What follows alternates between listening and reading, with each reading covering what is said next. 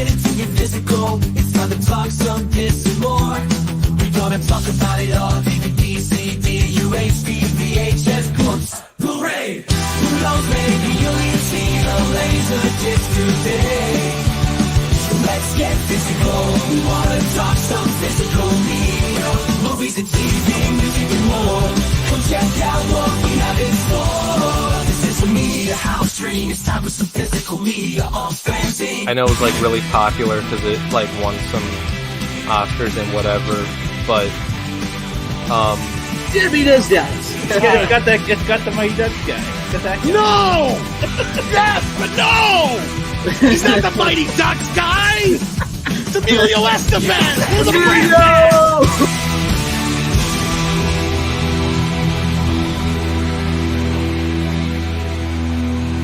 You can never have enough physical media.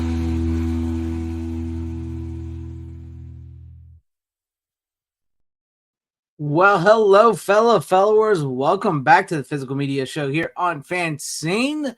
With me tonight is Rook, and Tom will be here shortly. He's just running a little behind. Don't worry, guys. Tom is showing up. How you doing this evening, night, whatever time it may be where you are, Rook? Doing all right. It is hot as balls this week where I'm at. I mean, I'm sure it's hotter everywhere, honestly. We had 100 degrees for a couple days. It's not 100 today, thank God. But I do have my fan on. Yeah, I do have my fan on, but I'm trying to. I have the mic blocked with something. But if it's coming through too much, let me know and I'll mute more often. No, I don't hear it. I don't hear it. Good. Then I cannot sweat my balls off while we do this. Excellent, excellent, everybody. Isn't that good news? Yeah, it's summertime. It's getting hot. I know that feeling. But let's say hi to the chat real quick, and then we'll get into some talk, and then hopefully Tom will be here soon. But like I said, he will be here. He's just running behind. So with us tonight, we have Random Brad Creator. Glad to have you with us as always. Ace Hanlon, let's talk some movies. Definitely, let's talk some movies. Style Section, hell to you, and it says go physical media or go home. 100%. Salute to you, Steven of Deleted Scenes. Glad to have you with us. And yes, always remember, like, share, subscribe. And if you're a channel member, you get all these fancy little emojis, which I'm glad that I still have channel members. I appreciate you guys. I really do. And then we have Tim Hayes. Hell, Tim Hayes. Glad to have you with us as well. Cowabunga dude, as always, what's up? Still hanging. That still plays. It still plays. Howdy, Double Fett. Glad to have you with us in the chat this evening or morning, night, wherever you may be. Tyrell72. Hell to you. Live long and prosper to you, my friend, as well. What's up, Stephen Luther? Glad to have you with us as well. Let's see who else we got here with us. Here you go. It's 170 degrees in Sacramento. We've been having 110 and 111 days for the last 2 weeks. Damn. Yeah, it's hotter in other places. I'm in the Northwest, so it's like, it gets hot out here, but it's usually... Yeah, but you guys are pansies. Like in the Northwest, it's like 80 degrees. It's hot to you guys. It's because most of the time it's like 30 or 40 degrees. So when it does get hot, it's like, oh, Jesus Christ, we're going to die. It's 60 degrees out. My God. That's true. That's because of circumstance. Like if it snows a little bit in Texas, it's like, oh, Jesus, call off everything, cancel everything. No, you can't. It's an apocalypse. I know, dude. We're used to rain and wet. That's our thing. That's our thing. But then when it's actually hot, it's like we try to go on vacations to hot places, but then it's actually hot here, but there's nothing to do here. So it's like, oh, great. There's like maybe a river, but like not like a good beach, happens. And hail to you, Brad Barth. Glad to have you with us as well. Mid-90s, where we just actually broke a heat wave here where I live. We were in the 90s, like 95, 96 was the highest it got. With the humidity was bad. It broke here this past week, but it's coming back. So there's these people that are like, oh, just get AC. I'm like, I mean, okay, over here we'll complain for a little bit, but then we're okay the rest of the time because I don't think we need to buy a whole like AC unit for a couple of weeks tops where it's really hot, compared to where it's hot all the time. Like, no. I can stick my head in the freezer and I'll live, that's fine. You guys out there in the Oh yeah. These. How we do. He's coming. Tom's coming. He's late. He's just running a little behind. He's doing a little something right now, but he Doing will some be here. stretches, He will doing be a jog. He'll be you know. here. What's up, Anthony Draven? Too glad to have you. Hey, and we got Beep Bop Boop. Greetings to you as well, one and all. Let's see what we got on tap for some of the new physical media releases coming up. I know the big announcement is that the US will finally be able to get Godzilla -1 in the special packaging, just like they had over in Japan. So that's coming, and it looks to be a really great set. I'm trying to find all the details on it real quick because I know, 4K Blu-ray in the US in September. It's coming. I believe it will have the dub and the English tracks on the movie, but as far as like the special features, I don't believe it's on the special features, which is a plus or minus for some. So there's no dub or English translation on the special features. Do people still watch dubs? Yeah, people still watch things dubs like that. I mean, I guess I get it, but like I tried watching some, and I'm just like, it's the American voices sound so off to me. Even though I got to focus if I'm watching a foreign one, I'd rather watch the foreign one and get the original stuff usually. Yeah. Hi, kids. Do you like Hello. violence? Do you want to like see me violence? stick 9-inch nails through both of my eyelids? Because are you Slim Shady, the real Slim Shady? Yes, I sing that to my dog all the time because she's Slim Sadie, the real Slim Sadie, aren't you? Ah. Are you the real Slim Sadie? Yeah, you know you're Who's the real Slim Sadie. Who's the real You're the real Slim Sadie. Welcome, Tom. We were just talking about the upcoming release of Godzilla -1. Well, you can get us rolling. I figured you guys would get going without me because I knew it was only going to be a few minutes late. So yeah, we were just talking about that. I got a lot of movies, so yeah. Yeah, you got 7. I got 3 again because it's been just a bad month. So well, I think one of them we talked about not too long ago, so we can probably go through it pretty well. quick. A couple of mine we've already talked about. One I think I actually already brought on. Right. So. I think that was really it, the big Godzilla thing. I know Late Night with the Devil is getting a steelbook. Stardust, starring the guy that Charlie Cox and Michelle Pfeiffer and all them, is getting a 4K steelbook. I think that's about it that I've seen. And The Hitcher was announced. Finally, is coming. I forgot what the date was on that. Let me look that up real quick. The date for The Hitcher. From finally finished it, everybody. So that's a good thing, I guess. We'll get who knows about the special features on that though. So 9:30 is when the Hitcher is coming from Second Sight. You can go ahead and pre-order that now. I heard right now Diabolique DVD has it at the cheapest for pre-order, so you can pre-order it there, Orbit DVD, Second Sight website, and all of that. So with that being said, I also want to say hi to everybody in the chat that came over. Jeremy Winfield here, if I missed you, because I just saw your name here, and Dragonzilla, welcome. And okay, that was it, because I saw a couple different names there. So really? Well, now you know. Okay. No, I know. Go ahead, Rookie. You got to do it first. So you guys got to see backroom Tom there for like that. For those who are like, what's going on? That was weird. Because when I first came in here, it did not say it was live up at the top of the thing there. Oh, that's weird. So I thought I was just talking to you guys. I thought you hadn't. That's why I said I thought you had gone live. And then all of a sudden now it says we're live, and we've been live for like the last 8 minutes. So I thought we were literally like backrooming it there. I was like, okay. So no. Whenever you're ready, go. That's funny.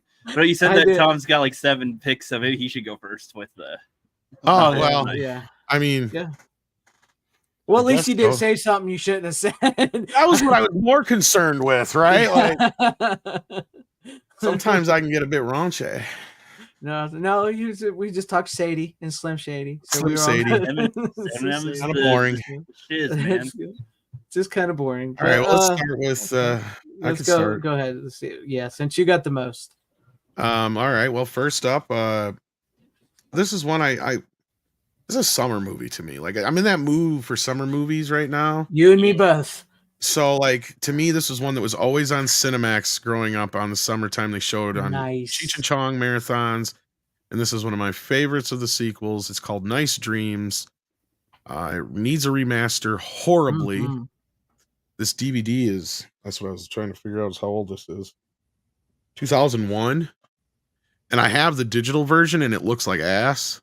It's barely better than the DVD. Yeah. I mean, it looks bad. I mean, they need to remaster this sumbitch now. So yeah, I don't know why anybody hasn't jumped on this because this is one of the two or three Sony owned Cheech and Chong films. Yeah, you would think. Well, it's one of the more popular ones because this is the one that has all the stars in it. Obviously it has Cheech and Chong and Stacy Keach, but this has all the groundlings in it, like Pee Wee Herman and Michael Winslow and all those guys. So yeah, like I haven't seen that in a very long time, but I do remember that being one of my favorite ones of the. Save the whales. Yeah. Is this the one? Kill the seals. You said seals.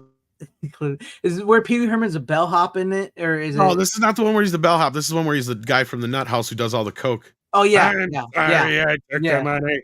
I'm sorry I took the money. I'm not sorry. I remember that. Yeah. I remember. Where he's like, this is almost like because I don't even know if he's come up. I don't know if he did the Pee Wee character yet or not, but this is either proto Pee Wee in a weird way, or he's riffing on that because it's basically coke-headed Pee Wee. That's what it is. That's the perfect type of Pee Wee Herman, right? At least he hasn't got food on his bed today. No, and this also has probably one of the more easier to follow plots of all the Cheech and Chong movies too. It does. It actually kind of has a plot because like they're actually dealing weed through an ice cream truck, and through a series of events they get the cops are following them and stuff, but they have all this money, and one of the running jokes is Cheech keeps getting on Chong's case because he's like, every time you do coke, man, this shit happens, man. He's like, I'm so sick and tired. Every time I do coke, you get on that I do coke bit.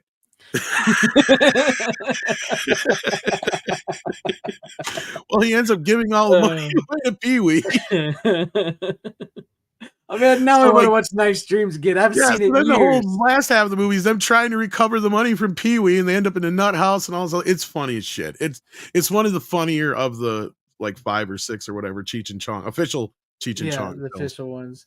Yeah, that is good. I have not. You've got me. I'm in the mood to watch summer movies too. I almost watched Things Are Tough All Over right after it, but I had to go to bed. I was like, That's one I don't actually have on disc though. I was thinking about buying the digital one, but then I saw how bad this one looked, and I'm like, I'll wait. Hopefully somebody will redo that one.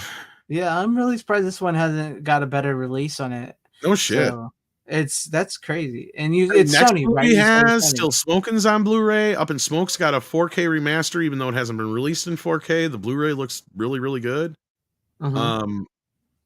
Why this one's been ignored along with Things Are Tough All Over, I have no idea. But like I said, I'm pretty sure this has got to be the second most popular. Yeah, it's this one I remember the most. That and the first movie is the one. This next movie and this would be the third one, right? Like the top 3 are the first 3, I would think. And then they always played the Corsican Brothers on TV all the time. I kind of got sick of that one. That's barely a Cheech and Chong movie, but yeah. It is. I think it's like every time it was like either on Comedy Central or one of the other channels. Like every time back in the day, I was just like, play the good ones. But I mean, it's not bad. It's just kind of wore it out. But I want to watch Nice Dreams again. I've not. I love the bit with Stacy Keach. He's the narcotics cop who's a stoner. And he's smoking their weed, and he turns into a lizard man. Because the guy who's making the weed's infusing it with all the shit. Yeah. It's a fun movie. It is. Of course, Jeremy Up in Smoke is probably the best. Yeah. But this is the second best by far. Yeah. Then probably, I'd probably put it in the order Up in Smoke, Nice Dreams. I have a problem. I love Still Smoking, but the problem with Still Smoking is it's really just a concert film more than it is an actual movie, because it's them doing their bits And then like literally the last quarter of the movie is them doing their live concert. And I've seen them live. So trust me, this is their live concert. Yeah. Right. Like, and they're fun doing their live concert, but like, it's like, okay, so it's more so it's half a concert video, half a skit video more than a film itself. Because they are literally playing themselves in that one too. So it's kind of hard to count that as a regular Cheech and Chong movie. But then I throw that one in there, then probably Things Are Tough All Over. If not next movie. It's been a while since I think seen Things Are Tough All Over. Next movie's really good too. Yeah. Did I say that one already? Yeah, you did. You said I thought that one was right after Nice Dreams. So yeah, then Still Smoking, then probably Things Are Tough All Over, then probably the Corsican Brothers, I guess. Yeah, I mean, like you said, it's not bad, but it's just. And then their newer shit, because I did not like their new cartoon movie that much, and then their other thing is literally like just a greatest hits thing more than anything. So yeah, which I think is actually just a concert film, which is basically the concert I went to see. Yeah, they're great in concert. They're fun. If you get a chance to see them, they're fun. So like, I mean, they do like all their best bits. They do play live music. The only time they did anything where I thought they were kind of cheating, but you understand why, is when they do Earache My Eye. Cheech comes out all dressed up in the whole garb and everything, but he's lip syncing the whole time. That's the only time they're lip syncing. So yeah, it's. I remember the Santa Claus joke. You remember that one? That's the one I was just thinking about. Santa Claus and his old lady. Yeah. Or are you talking about in something else? It's was it where they talk about being Santa Claus in the neighborhood. The guy, he always sees him in the neighborhood. I can't remember the joke. I heard it not too long ago. It had like they were talking about how like Santa. Oh yeah, I know Santa Claus walking in the neighborhood or whatever. I know his wife or whatever. She's always Santa Claus' wife. Yeah, that's the yeah. I think that's the one you were talking about. But yeah, I have not seen that one in years. It's always good to watch them. This has also got Michael Winslow doing his Jimi Hendrix bit in it too. Oh yeah, I remember that. Yeah. Good first pick. Do you think they'll ever make another Cheech and Chong? They kind of have. They've done bits and things here and there. They got an animated film, and then, like I said, they got that other movie they did. But I think that's just mostly a concert film from my memory. But yeah, as far as like a straightforward actual Cheech and Chong movie, you never know. I would never say never, but the older they get, the less likely it seems. Yeah, I think they're content to just kind of. I feel like they'll make a new one where it's their daughters that are the new stars now. No, I hope not. Probably they'll do a reboot. So put that evil out in the world, Rook. Before they die, they'll be like, "You've got to do one more movie, guys, and you're gonna pass the torch." No. All I know is I see the Cheech and Chong gummy ads on my Twitter constantly, so I see them all the time for their gummies. But great first pick, Tom. Great first pick. So let's go. Let's see. How do we want to do this? How many do you got, Rick? You never told me how many you have. I have 2, but technically 3. I can show off the new one that I got for. We talked about it before, so I won't go as much in depth with it. But I was condensing some of my movie series that I have because I had like a bunch on my shelf, and I was like, I want, instead of just getting rid of everything, I was like, okay, well maybe I'll get new like actual packs of things so I can have them more condensed. So got the Planet of the Apes trilogy right here in this nice one. It's got tons of bonus features on all discs pretty much, and the award for Planet of the Apes is in 4K Ultra HD, whatever that means. What does that mean?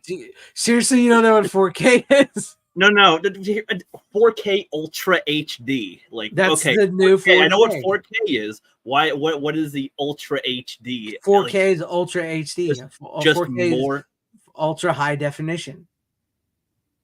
So 4K is 4K, and then Ultra HD is also 4K ultra high definition. You've been on this show for how fucking long, and you're asking this question? You guys talk about tons of things all the time. I think every single time I'll catch exactly what it means. So I thought 4K. You want to be a filmmaker, right? Yeah, but what is knowing the specific runners running fucking circles around you right now, motherfucker? Okay, I'm gonna explain this to you. You know what regular HD is, right? Yeah, high definition, sure. Okay, so you have 720p and you have 1080p. Yeah, I know what 4K specifically is. Okay, yes. so ultra is just a name. Ultra. Okay, that my point was it seemed redundant. It was just like 4K kinda Ultra HD. And I'm just like, what is the Ultra HD part? Why is it ultra high? 4K plus? Like, they what, put that it's on not there a to kind number? of signify that it's its own disc format, basically. Okay, Yeah. because I assume there's like, isn't there 8K quality stuff sometimes somewhere? Nothing proprietary I don't that'll know. play it other than files right now. Right, So. but I guess that's Yeah. that's what I mean. So 4K Ultra HD, I'm just like, what is this random number? So okay, not that crazy, not that far off. I know what 4K is. It's just, I've been hearing lately just 4 more times often. the resolution of Yeah, it's just when they had it's just extra on there. That's funny. But anyway, so instead of 1080p, it's 2160p. yeah, it's a higher And quality. the ultra UHD part is just it's just Yeah, I know 4K. It's not. Is it specifically the pixels that are just like smaller? They're more fit on the screen. Is that like? yes, what- you get a lot more resolution. So like yeah, I got you. But anyway, and a awesome lot of trilogy. times they go back to the original negative for the 4K. Now the case of the trilogy you have in your hands is probably one of the worst 4K transfers I've ever seen. Really, So the Blu-ray looks better of the first one specifically. really, Yeah. damn. Because otherwise I didn't notice any difference. Well, they do say Blu-ray though, even though it Yeah, says you 4K, probably it says watch the Blu-ray. Blu-rays anyway. Yeah. But it's just because they're 2K up converts is all it is. Because all movies made now are all 2K. Even though they're selling shit in 4K now, it's like Yeah, because 2K is the standard, right? And then 4K. it's some movies are produced in 4K, but not many. It's Yeah, because it takes so much time and money and all that other bullshit. Yeah. I got you. 2K is more accessible though. With digital, yes. Yes. I got you. But yeah, awesome trilogy though. Regardless, I mean, I've not seen all That the I special agree with features. you on. Yeah. Yeah, and even the new one was. I feel like it was lesser compared to these, but still, they've got stuff they can do in the future. It's not one of those like plummeting franchises, as far as I can tell. There's a lot of creativity they can put with it. I love it because they're not doing a full remake of the original. They're not continuing off of the original, but they take what I call like inspiration from the original and take some of the concepts, but they're doing their own thing with it, and they're not insulting what it was, which is what we're so used to a lot of modern shit doing these days. So one of the better ones, and a reboot in a good way, where like the old ones had their the style of costumes for the apes, and this one does a very different style with the modern technology and stuff, and shows a visual difference. So there's at least that as well, and they're trying to tell a different type of story before they're trying to wow everybody with like a huge shock and stuff, and comment on the stuff of the time, right? With like and we talked about Planet of the Apes before in big detail. Yeah. I mean, I don't want to go down a huge rabbit hole of it. I just got the new thing right here. So it's the latest thing that I saw for it. Well, So at least you're I have that same set. yeah. Mhm. At least you're stepping up a little bit there with your collection. yeah, Well, I mean, I it's not bad. It wasn't badly priced as long as you didn't pay more than whatever it was $30. I think I think paid it's for about it. $30. I think actually it was like $26 or something for it when I. Oh yeah, then got you got a better deal on it than I did. Yeah.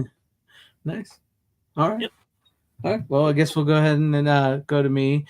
Before I get into the summer movie, this is technically a summer movie as well, but it's sort of a leftover from the 4th of July, sort of. So I have on 4K Uncle Sam, I Want You Dead. Can you see the lentacular? Yeah, from Blue Underground, William Lustig, director of Maniac Cop. There you go. I wasn't sure if it was doing that. What a coinky dink. Do you have it? There you go. I didn't know you was bringing it on. Was that We one? didn't get a chance to bring it up. I thought it's a good thing. That's the other thing. It's a good thing I didn't just dump all my movies were in the beginning of the show too. Like, 'cause normally I come in and I show them the stack, so you guys. Yeah, you do. So yeah, no, I watched it too. I had a 4th of July spurg out, like just Yeah, I figured or I'd have binge or whatever you want to call it. So I binged Yeah. like any 4th of July movie I had, basically. But I think we talked about Independence Day last week, right? Yeah, I we brought that talked on. about it. Yeah. And I could It's not about bring looking- myself to watch Resurgence. I was going to, and I'm like, nope. That's a good one to maybe It's roast, kid but doing- not a fun one to watch at all. No. It's his kid doing. So what'd you think of yeah. Uncle Sam? It's a different movie, that's It's for a sure. different. It's not as good as It's Maniac from William Cop. Lustig too. Lustig. Yeah. Yeah. William Lustig directed. It's his last movie he directed. Matter of fact, it's his very last movie, and it was written by Larry Cohen, who did The Stuff and Q, the Winged Serpent, and all that. To be honest with you, Uncle Sam's a little bit based up until you find out what he really is. It's better than I thought it was gonna be. No, don't get me wrong. It's not a good movie overall. Oh yeah, but yeah.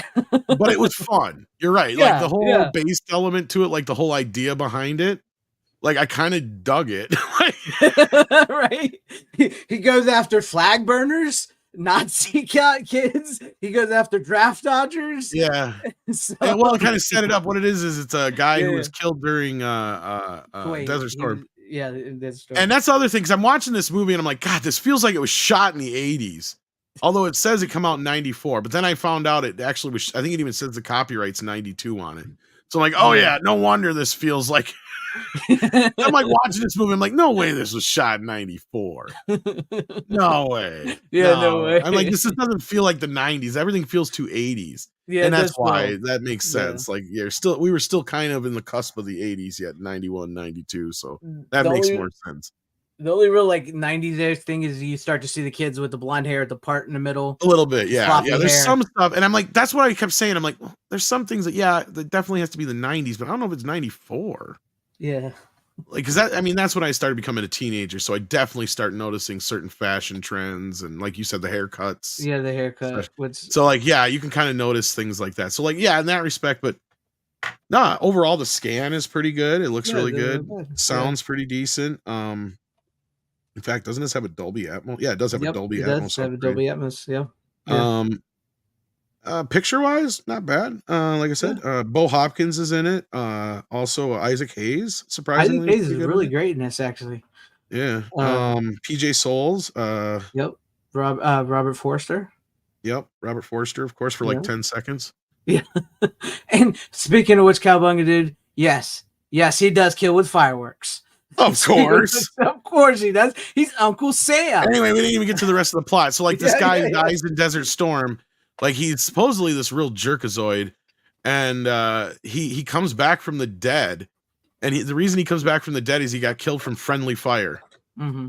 And I guess that's it. Like, they give you no other explanation. Yeah, there's other None. than the kid maybe dreams of him, like, that's Yeah, about because it. it just like he just comes back to life. Zero explanation, just comes back to life. And because there's these guys examining the helicopter and like, oh man, friendly fire. And he's like, friendly fire.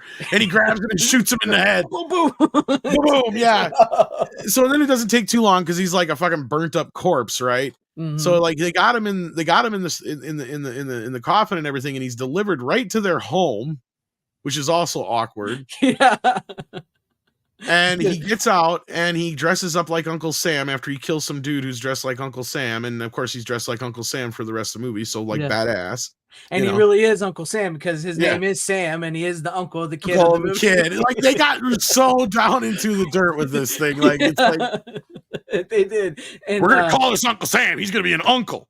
His yeah, name's going to be Sam, damn it. Uncle Sam. It's going to make sense.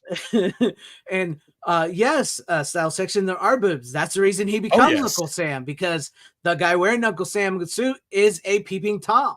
So that's why he goes after the guy. Well, and the whole thing is he has a wife that he left behind that was, Mhm. or I think they were even divorced already. I can't remember which already, but like, so she talks about him being all abusive and shit. Mhm. And then you got a single mother. Do they even explain where his dad went? I forgot. No, they're just like, you wouldn't be He's just like this gone. if Dad was here. And she goes, "That's a different story." So, Yeah. was he a soldier too, or something? Is It's just that like- a setup for another sequel to something else? Yeah. I believe this was actually supposed to be a new franchise, but it was the last film William Lustig directed, and that was Be it. like Uncle Sam versus the Easter Bunny or something because his dad died on Easter. That would have Dressed as been the great. Easter Bunny or something. That would have been awesome. But yeah, so essentially it's this young boy. He idolizes his Uncle Sam. He comes back from the grave. He starts on it. Like I said, he's based. He starts killing all these people that are doing this on the 4th of July. Yeah. And then you kind of find out what he really is. And Isaac Hayes is like, was trained him or something. I believe he at least knew him, and he's a soldier as well. Yeah, so there's that aspect of it, because so he's like also a soldier and he has a missing leg. So he won't kill certain people. Like he won't kill everybody. He only kills certain people that are, in some way anti-patriotic or unpatriotic, or however you want to look at it. And then there's this weird fucking storyline with this kid, not the same kid, a different kid. Comes out of nowhere, right? Yeah, it does. It's just like, what the hell? Like, what the fuck is this about? Like this family shows up to the I almost said Thanksgiving, 4th of July event, and they're like, we're gonna show them what they did to you. So like, this is the second or so year in a row where something tragic has happened, or at least the second time anyway, where something tragic has happened on 4th of July in this town. You'd think. And the mayor's like the mayor in Jaws, right? Yeah, like, that's what I was thinking. Yeah, he's totally fucking like, we're gonna have this thing no matter what. Like, people have waited all year for this. We're going to have the 4th of July barbecue. Yeah. It's like...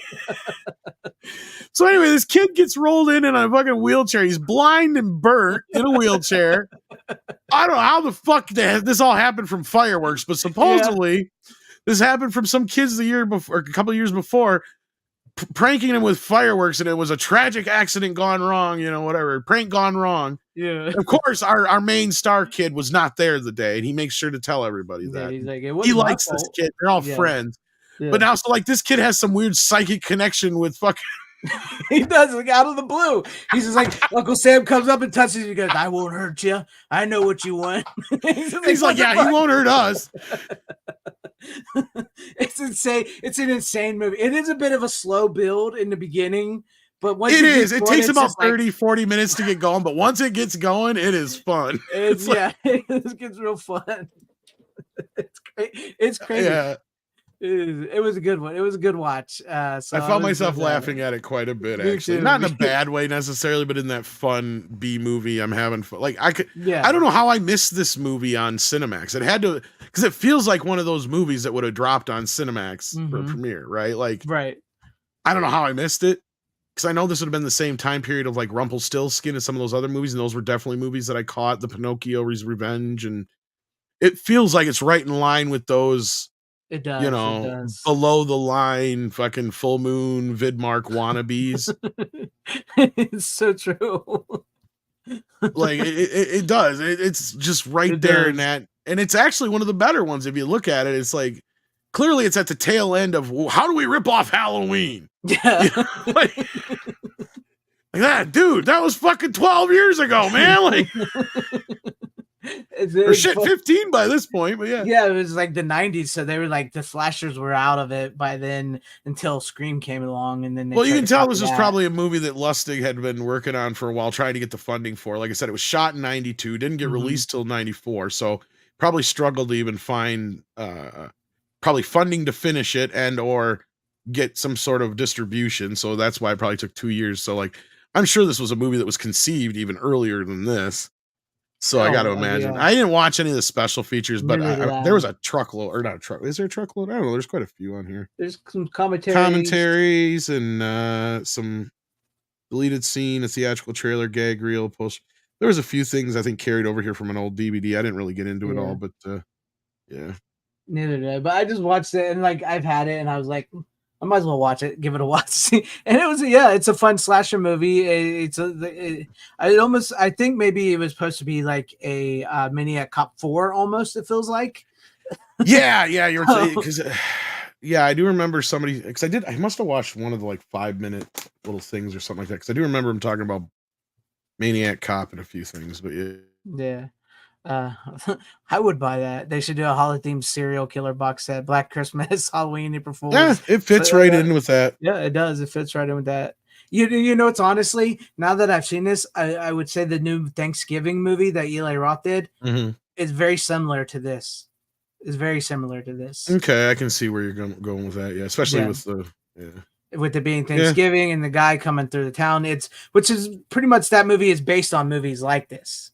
It's just Thanksgiving. But no, it's like you. I had fun with this movie. It's sort of a summertime movie, like you said. You were in because I'm sort of into that as well. Well, I picked it because, like I said, I was over 4th of July. I actually kind of took most of 4th of July off, and I'm like, I'm just gonna watch 4th of July movies, and you'll see that we'll get into that here. Yeah.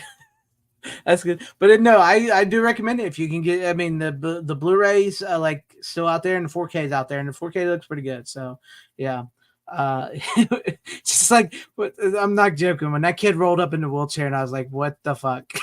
Just like, what is this? It was so good. It was so good.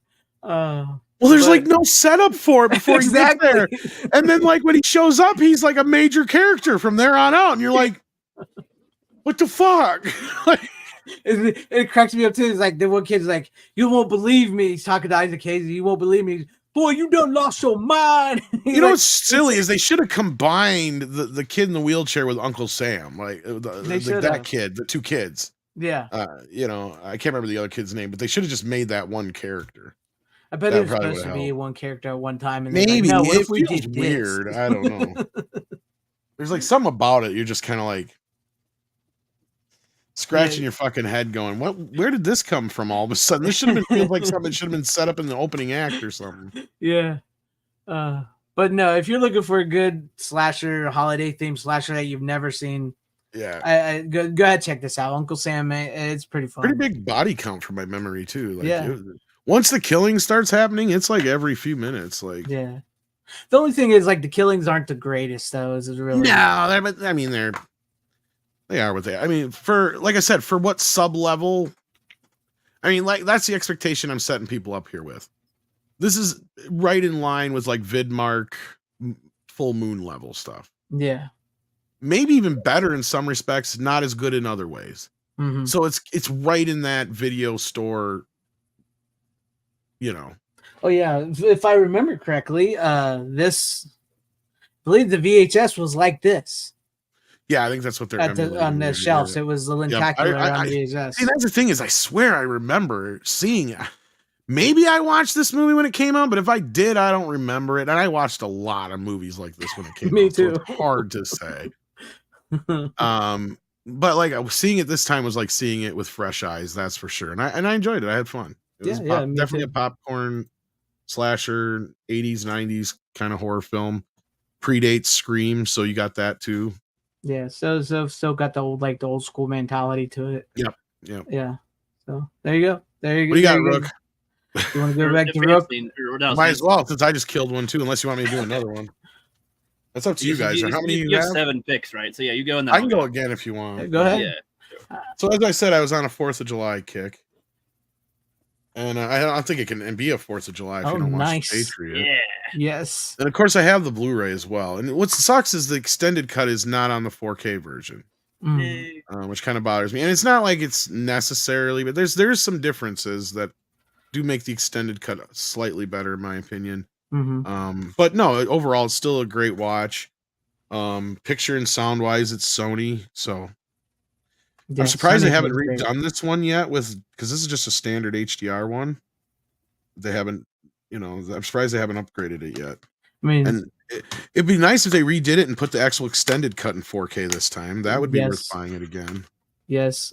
It's a good. I still have the Blu-ray. I haven't got the 4K of that, but I still have the 4K Ultra HD. The quality though, it is worth the upgrade. I mean, is it? Yeah. I mean, the main scenes that are missing are like the scene with the dead bodies floating through the river. Trying to remember what else is different now. It's mostly bits and pieces of things. And then like there's only like 2 or 3 major sequences. I think there's just like slight visuals added or something, right? They kind of like there's some bits that are just cut so they could get was it PG-13 originally? No, it was rated R originally. But like some of the more violent, there's like a few. It's literally just like seconds of like violence and people's limbs. So like if they show him and his son's taking out that patrol that took his son, I assume that they would cut away when he's hacking him with the axe or something, or cut. Yeah, you don't see the actual. It's from above him and you just hear the noise. Like that's one of the differences too. I guess in a way that's kind of interesting to have because that can still be effective in its own way, but there is I just wish they did it in the more upgraded version because this Blu-ray. Because if you notice, what does it have on it? That's a signal that it's an old Blu-ray. the old silver bottom. Yeah. Yeah. So this is not the best quality. I mean, it's good for the time. It was amazing for the time, but it was probably from the same DVD master, right? This they went back to the original negative. Looks amazing. I mean, and it has a really good Dolby Atmos mix to it too. And it's probably Dean Devlin and Roland Emmerich's best fucking movie. Well, that's great. FanZcene's just had enough of that. Yeah. Well, I mean, I'm sure everybody loves Independence Day and Stargate, but I mean, overall, I mean, this is probably their best film, subjectively and objectively, however you want to look at it. Wait, who's now? Dean Devlin and Roland Emmerich's. Yeah, because most people wouldn't even know it's from the same guys who made Independence Day and Stargate and Godzilla '98 and Jupiter Ascending. Most people don't. Yeah, most people don't know that. Yeah, exactly, right? Like it feels like them doing their best Ridley Scott in this movie, right? Like when Ridley Scott was good. What an interesting change. Wait, so was it Independence Day first, then the Patriot, then Stargate, Godzilla? And stuff, Patriot was post Godzilla and all that stuff. Really? It's kind of the early 2000s, wasn't it? Yeah, it was 2000. I was just gonna say this is actually this movie is the reason they're still allowed to make movies. What? Yeah, because they didn't make Jupiter Ascending. I'm sorry, they didn't make that. That was the Wachowskis. I was about to say, I was like, isn't that 2012? That was the other one I was trying to think of too, though. They did. Okay. And they've done some other crappy movies. That what was that? The one I was thinking of is the one they just did not too long ago, though. It's a Moon or whatever, the one where the moon is going to crash into the earth. Oh yeah, what is that one called? That's why I called it Jupiter Ascending, but I'm trying to think of what it was. Moonfall. Moonfall. Yeah. Clever name. Not really. Yeah, that was them trying to do another one of the movies like Tom was talking about they did before the Patriot. So it sounds like they wanted to do a lot of Perfect Storm was another one too around that time. Like they did it. They had a few movies there that were kind of like, okay, now we see why these guys are making movies. And then all of a sudden they fell off another cliff because Godzilla was one of those movies where like, look, you can get into a debate all day about that movie. Yeah. Godzilla's a comedy. That one's a comedy. Well, that's the thing is what they set out to do, they accomplished. Yeah. Now, as far as living up to the expectations of having the name Godzilla on it, they failed. No, I agree. I agree. So, when I saw Godzilla, to me, I didn't have any when I saw '98, I didn't have any preconception. I have seen some of the It should have been just called like New York Attack or something like that, some like random name, and it's just some just fucking mutated lizard. Dinosaur well, it's like creature. at the time, I did see some of the Japanese ones, but I also saw like Jurassic Park, and so seeing '98 Godzilla was like, well, that's just like another one. It's like exactly. That's what I mean. They should have just come up with perfectly as a kid who didn't have the whole history of Godzilla with it. They should have just come up with some. And again, nobody would have saw it. But I mean, if you'd had still advertised it as from the guys who brought you Independence Day, comes Monster Attacks New York or some fucking generic weird like 1960s kind of name, and they were presenting it like a Godzilla inspired film meets Jurassic Park, then I don't think anybody would have had a problem with it. Yeah, because you're right. It's actually a pretty fun movie, and it's funny in a lot of bits too. I can't be like, "God, this movie sucks." It's like, no. I think people are comparing it to what they the expectation. Godzilla. Because like again, this was like Power Rangers was around, and I'm watching that as a kid, and it's like this is like it fits right in, like it's the same type of thing anyway. It's just different expectation for it. But it sounds like you said the filmmakers for it, like that they have because I know you mentioned that they wanted Independence Day to be kind of like a disaster movie, but it seems like that's the type of films they like making the most. Because you said they made 2012, they made Godzilla, and Day After Tomorrow. Stargate's not a disaster movie, but it's. Did they make 2012? And I might be wrong on that one. And I was thinking of The Day After Tomorrow too. But that's the thing is these guys make a lot of movies and then somebody will copy them kind of shit. Yeah. So that's the thing. And then this is again, like I said, their best movie. I mean, Jason Isaacs, who fucking blocked me on Twitter, plays a dickhead in this. He's really. I can't stand him in this movie. I'm glad when he finally. He's with a British soldier who's the main bad guy. Yeah, Malfoy. No. The one that's killing everybody, like the guy who burns all the people in the he's church. From Haven't Harry you seen Potter, this before? He's from Harry Potter. Rook. What are you saying? He's from Harry Potter. Yeah, because you're acting like you've seen it. So yeah, I have, but I didn't know the actor's name. So Jason I was, the trying, guy I was who's in trying to Star put a Trek face. Discovery. I was trying to put a face to the name. He said, so. Oh yeah, it's got a great cast. Chris Cooper. I mean, shit. Yeah. What's his name? This was his big movie that made him Heath Ledger made him a star. Yep. Yeah. I like even the sons in it. The two boys. Like they're not in it for that long. They don't do that much. But from what they're in, I like it. There's regular the farm kids, farm family, and then older brother just gets killed in front of them, and then then their other one's being taken away, and the father is upset. They're upset. Their whole family their family slaves got stolen too. And like their whole house got burnt down, and it's like, okay, now you have to kill people for me as well. And it's like, what? Wants to know why I was blocked by Jason Isaacs. All right. Yeah. Whole story time. I like it. Go ahead. Well, it's not that long of a story, really, but it's kind of funny. It was during the Star Trek Discovery days, and we were griping about something. I don't even remember what it was. And him and Gay Boy and somebody else popped in there in the conversation. And he says, and I can't quote it exactly, so I'm paraphrasing, but he's like, when you have a bad experience at a restaurant, you don't go in and scream at the chef. And I'm like, actually, Jason, you kind of do. You tell the waiter that your meal sucked, and then they go tell the chef. So you're the waiter. And he blocked me. Calling you a waiter. So easily offended. That's what I'm saying. Yeah. Like glass skin, man. Like, oh yeah, it was thrice because I thought it would be Gay Boy first. I can't remember his name, but the red-haired guy. Shit, he was a child actor too, and I always forget his name. Yeah, he's in a one who babysitting. Yeah, the one who accused Kevin Spacey and shit. Yeah, it's literally like if you're you're a hack. So he's perfectly cast in this movie as a little bitch. And I know there's a lot of people who jump on the historical accuracy of this film. Yeah, it's like there's no proof that a British soldier ever burned people in a church. I'm sorry. Where does that matter? It's in a film, like. And in that respect, I look at it this way: it's like maybe this exact inciting event didn't happen, but you can't tell me that some atrocities didn't fucking happen. I think probably sure worse that probably stuff happened. I think probably worse stuff happened. Yeah, if not worse. You think it's all reported happily? Exactly. They probably don't tell you everything. I mean, just them hinting that Mel Gibson and a lot of the Steven argues they did scalped a bunch of people and stuff. See, and if you have something to prove this, I'd love to see it because that's everybody's big argument. There's never been any historical evidence that ever happened. But wait, so why do they? I'm trying to see what's the point of arguing that in a film? No, to me, I can't believe they had the balls to go there.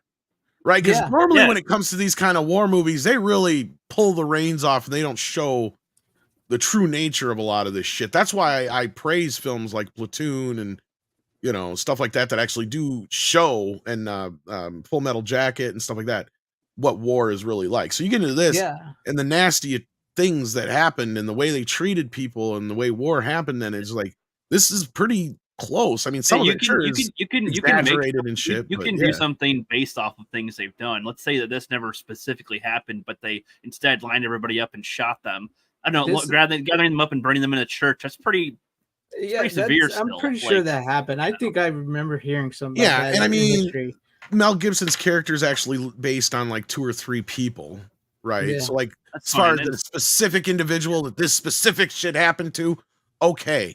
Yes, but this movie isn't pretending to be Cleopatra either. It doesn't sound like it's trying to be a historical. It's one of those movies where you could tell Dean Devlin and Roland Emmerich are literally just making a fucking revenge film set during the. It's a father having to losing his family. He's doing his best on his own and doing what he can for community, and everything's getting ripped under him. And he's trying to still obey the rules, and then he's pushed a little too freaking far, especially when his son goes back into war right after his brother. This is basically a movie Clint Eastwood would have made. So good. Oh yeah. And like I've said, when this movie is even like Steven mentioned earlier, there's surprises, and it's true. Like when you're first watching this, you go, "Oh, they're not going to kill Heath Ledger." And they kill In Heath fact, Ledger. it They're like, they're reminds not me going a to kill lo- his other son. And they kill his Isn't other it- son. Isn't there a Clint Eastwood movie that's a lot like this? Isn't it like is it Josie Wales or the other one that I'm thinking of, where he is an old Confederate soldier or whatever now turned. Which one is that?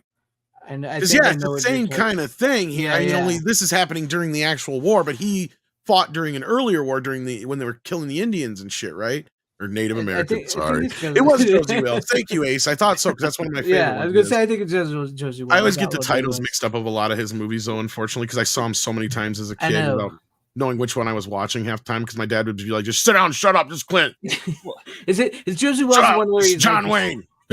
Well, I mean, so hold on. I guess this whole like is it historically accurate thing? It sounds really weird to me because like even Saving Private Ryan, I imagine that some of the battles they show are realistic depictions of some type of battles. Oh, but Saving the Private story Ryan is itself, supposed to be one of the more accurate ones. Yeah, but it's I one of the assume more that like accurate, a lot of things are also exaggerated a bit or telling like in ways that tell a story better, More like having times they amalgamize things, right? like even like the one soldier that they capture and then let go, and that guy has like killed like a bunch of them, essentially killed like Yeah. half the team. And it's like, well, that probably didn't happen, but there was I don't probably know. a guy that did happen. That's what I'm saying. Like, there's usually like amalgamations, or they're based on some sort of story or something somebody said usually, but they can be pulled from several different places. Yeah. They just put them all in one thing. Well, even if it's not depicted, I feel like you can pull that as a possibility. In general, it's not like he all of a sudden pulled out a like a machine gun and like flew on his jetpack and like did something exaggerated as hell. That's like that would not fit in here at all. It's like there's no the stretches that happened from historical events aren't unbelievable. Is kind of where I'm kind of getting. It's not too unbelievable. You can imagine it happens. So I think that those ones are fine, right? Like they're not doing something too freaking crazy. No, everything in this movie feels like it's within the realm of plausibility or plausibility. Like him having his house slaves. They're like, we're not slaves. We're family. It's like, okay, a lot of people probably would be like, they probably were slaves and horrible and blah blah blah. It's like, I actually don't think people understand how some of the relations were with a lot of plantation owners and some of that. I say we'll actually might get into that a little bit more in my next they pick, but yeah, they weren't all just Next like movie. you're all scum and below us. Like that's not how everything was. With It honestly everything. depended on which area of the country you lived on and how which they were area of the treated. country, and there could be free black. It just all depends. As long as Yeah, they had it their really paperwork, they depended. couldn't do shit usually, unless it was a segregated area. Point Yeah. being, they weren't all like you have to whip it every second like they depict in a lot of movies these days. No, well, that's Like, modern you know. bullshit. Exactly. Yeah. Yeah. No, Anyway, but The Patriot is good. It's a good movie. So it's a good. really good. it's Mel a really Gibson long movie. movie. But it's it's really an It epic. good. doesn't feel like it's that long. It doesn't, It's yeah. a movie that earns its running time. That's why I don't even mind the extended cut. Yeah. And yeah, it does have some Unforgiven elements to it. I agree, Beat Bop Boop. It does have that kind of a. That's what I said. It definitely feels like the type of movie that Clint would have made 20 years prior, or 10 years prior to it. Absolutely fits right Yeah. in. I feel like the comedy they do in it is really good too. It's not like slapstick doofy doo. It's like just like, oh, the British are having a party and it's fun, and then their supply ship gets blown up while they're doing. Well, that. I like how they depict the Iowa. fighting, because most of the time, like you said, modern movies would have amped up the action of shit a little bit more. It's like, no, they actually depict how stupid the British troops were. Yeah. I agree on that. Yes. And it's all because they follow the rules of war. But that's where Jason Isaac's character comes in, and he's kind of right. He's like, you want to beat these fucking farmers, you got to let me do my thing. Well, when the British are used to fighting people on the battlefield, and you've seen that they can dominate on the battlefield. They've got the numbers, they've got the skill, they train for it. It's perfect. But then the guerrilla warfare tactics are like so out of their element, and they're just is what just traveling with a cart, and then that's what I love, because these guys learn to fight like that by fighting the natives, right? Like that's the whole point. Yeah, and that's I why like it that. works. When I was a kid, I didn't really understand the whole native connection that they kept on bringing up, but like now I get that more, and I appreciate that a lot these more guys too, were British soldiers or whatever that had to learn how to fight fucking natives when they came over here to claim land. Yeah.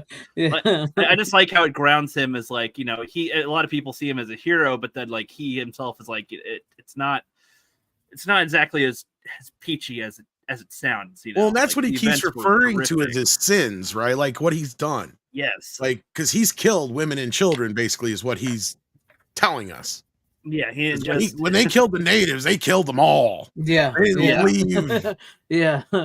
anything to witnesses. be. It wasn't even about the witness. It was just a matter of eradicating these people and getting, because they were seen as a threat, right? And you Mhm. leave one, then you're just going to come back later, grown up and pissed off. well, you leave enough of them alive, they're gonna want to get revenge on you too. Exactly. Well, that's kind of the thing is that kind of feeds into what that Horizon movie's about, sort of. So the one that Kevin Costner just did is No. it's kind of what it's about. Is like the settlers keep moving in, and the one the Apaches keep attacking them. Basically, that's the whole thing. But like, Yeah. yeah. So like at this time, you got to remember that's where he came from in his war growing up, and then he's got two boys who are just antsy to get off to war, right? And Mm-hmm. he knows the horrors of war, and he knows what it can do to somebody, and that's what I like about the movie is it doesn't treat war like it's a fun thing. Yeah, well, and it's like necessarily. the other people are like, we got to fight and do all these things, and he's just like, no, like that. He's been through it. He knows. They're like, you fought. You should know. And he's like, I do. That's why I just want to raise with my family and be safe from that and be away from the horrors of it. And like, no, Yeah, that's what he was saying gotta, in the town. He's like, this is going to be fought in our own backyards, not in some foreign land. Yeah, this will somewhere. be right here, right now. Everybody's at risk, and that's what happens. That's what keeps on happening. And it's like, I like the importance of that. I like too how they show when they had their meeting together with the colonists, and then I forget when they cut. I don't know if they cut to it or if they come to it later, or that area has been taken over, where they were having their meeting before. And was it in Charlestown or where? I forget where they meet. I forget where they meet up to have the meeting. I think it was Charlestown. And then that's taken over. Like when you come back to that at some point. Yeah, because that's where Heath's wife is. Yeah. Showing how they're pushing forward more and more, and like the longer you take to decide, the worse it's getting. And it's, I know, I just really like it. Well, and that was the whole thing is we were technically outnumbered, right? Yeah.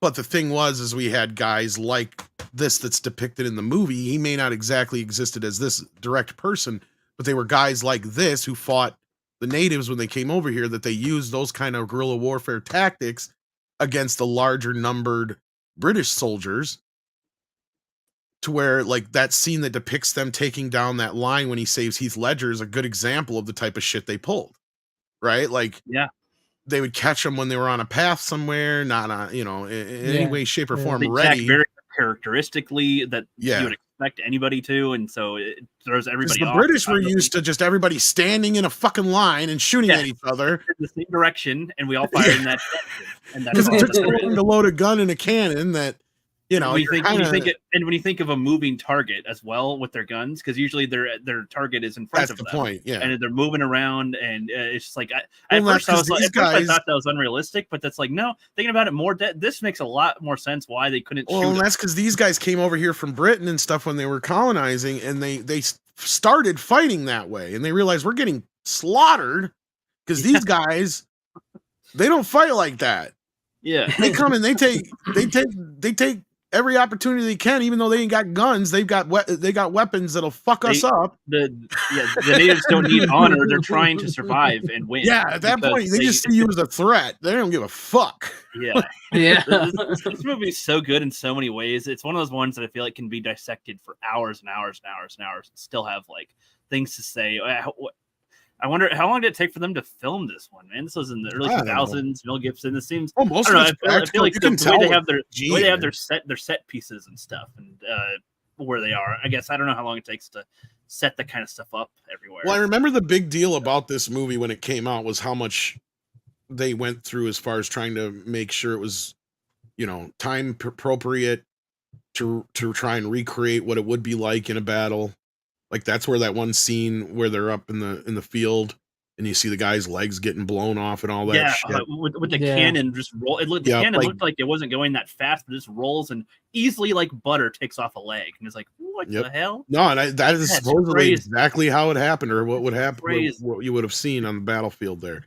And they got praised a lot for that. Like I think this did get nominated. I don't know what it won, if anything, but visually, this is like a very visually good film too. In general, I just remember they made a lot to do about the fact that what they went through, because like the only CG stuff really in the movie is like the extensions of the towns and to cover up, to make it look like the old.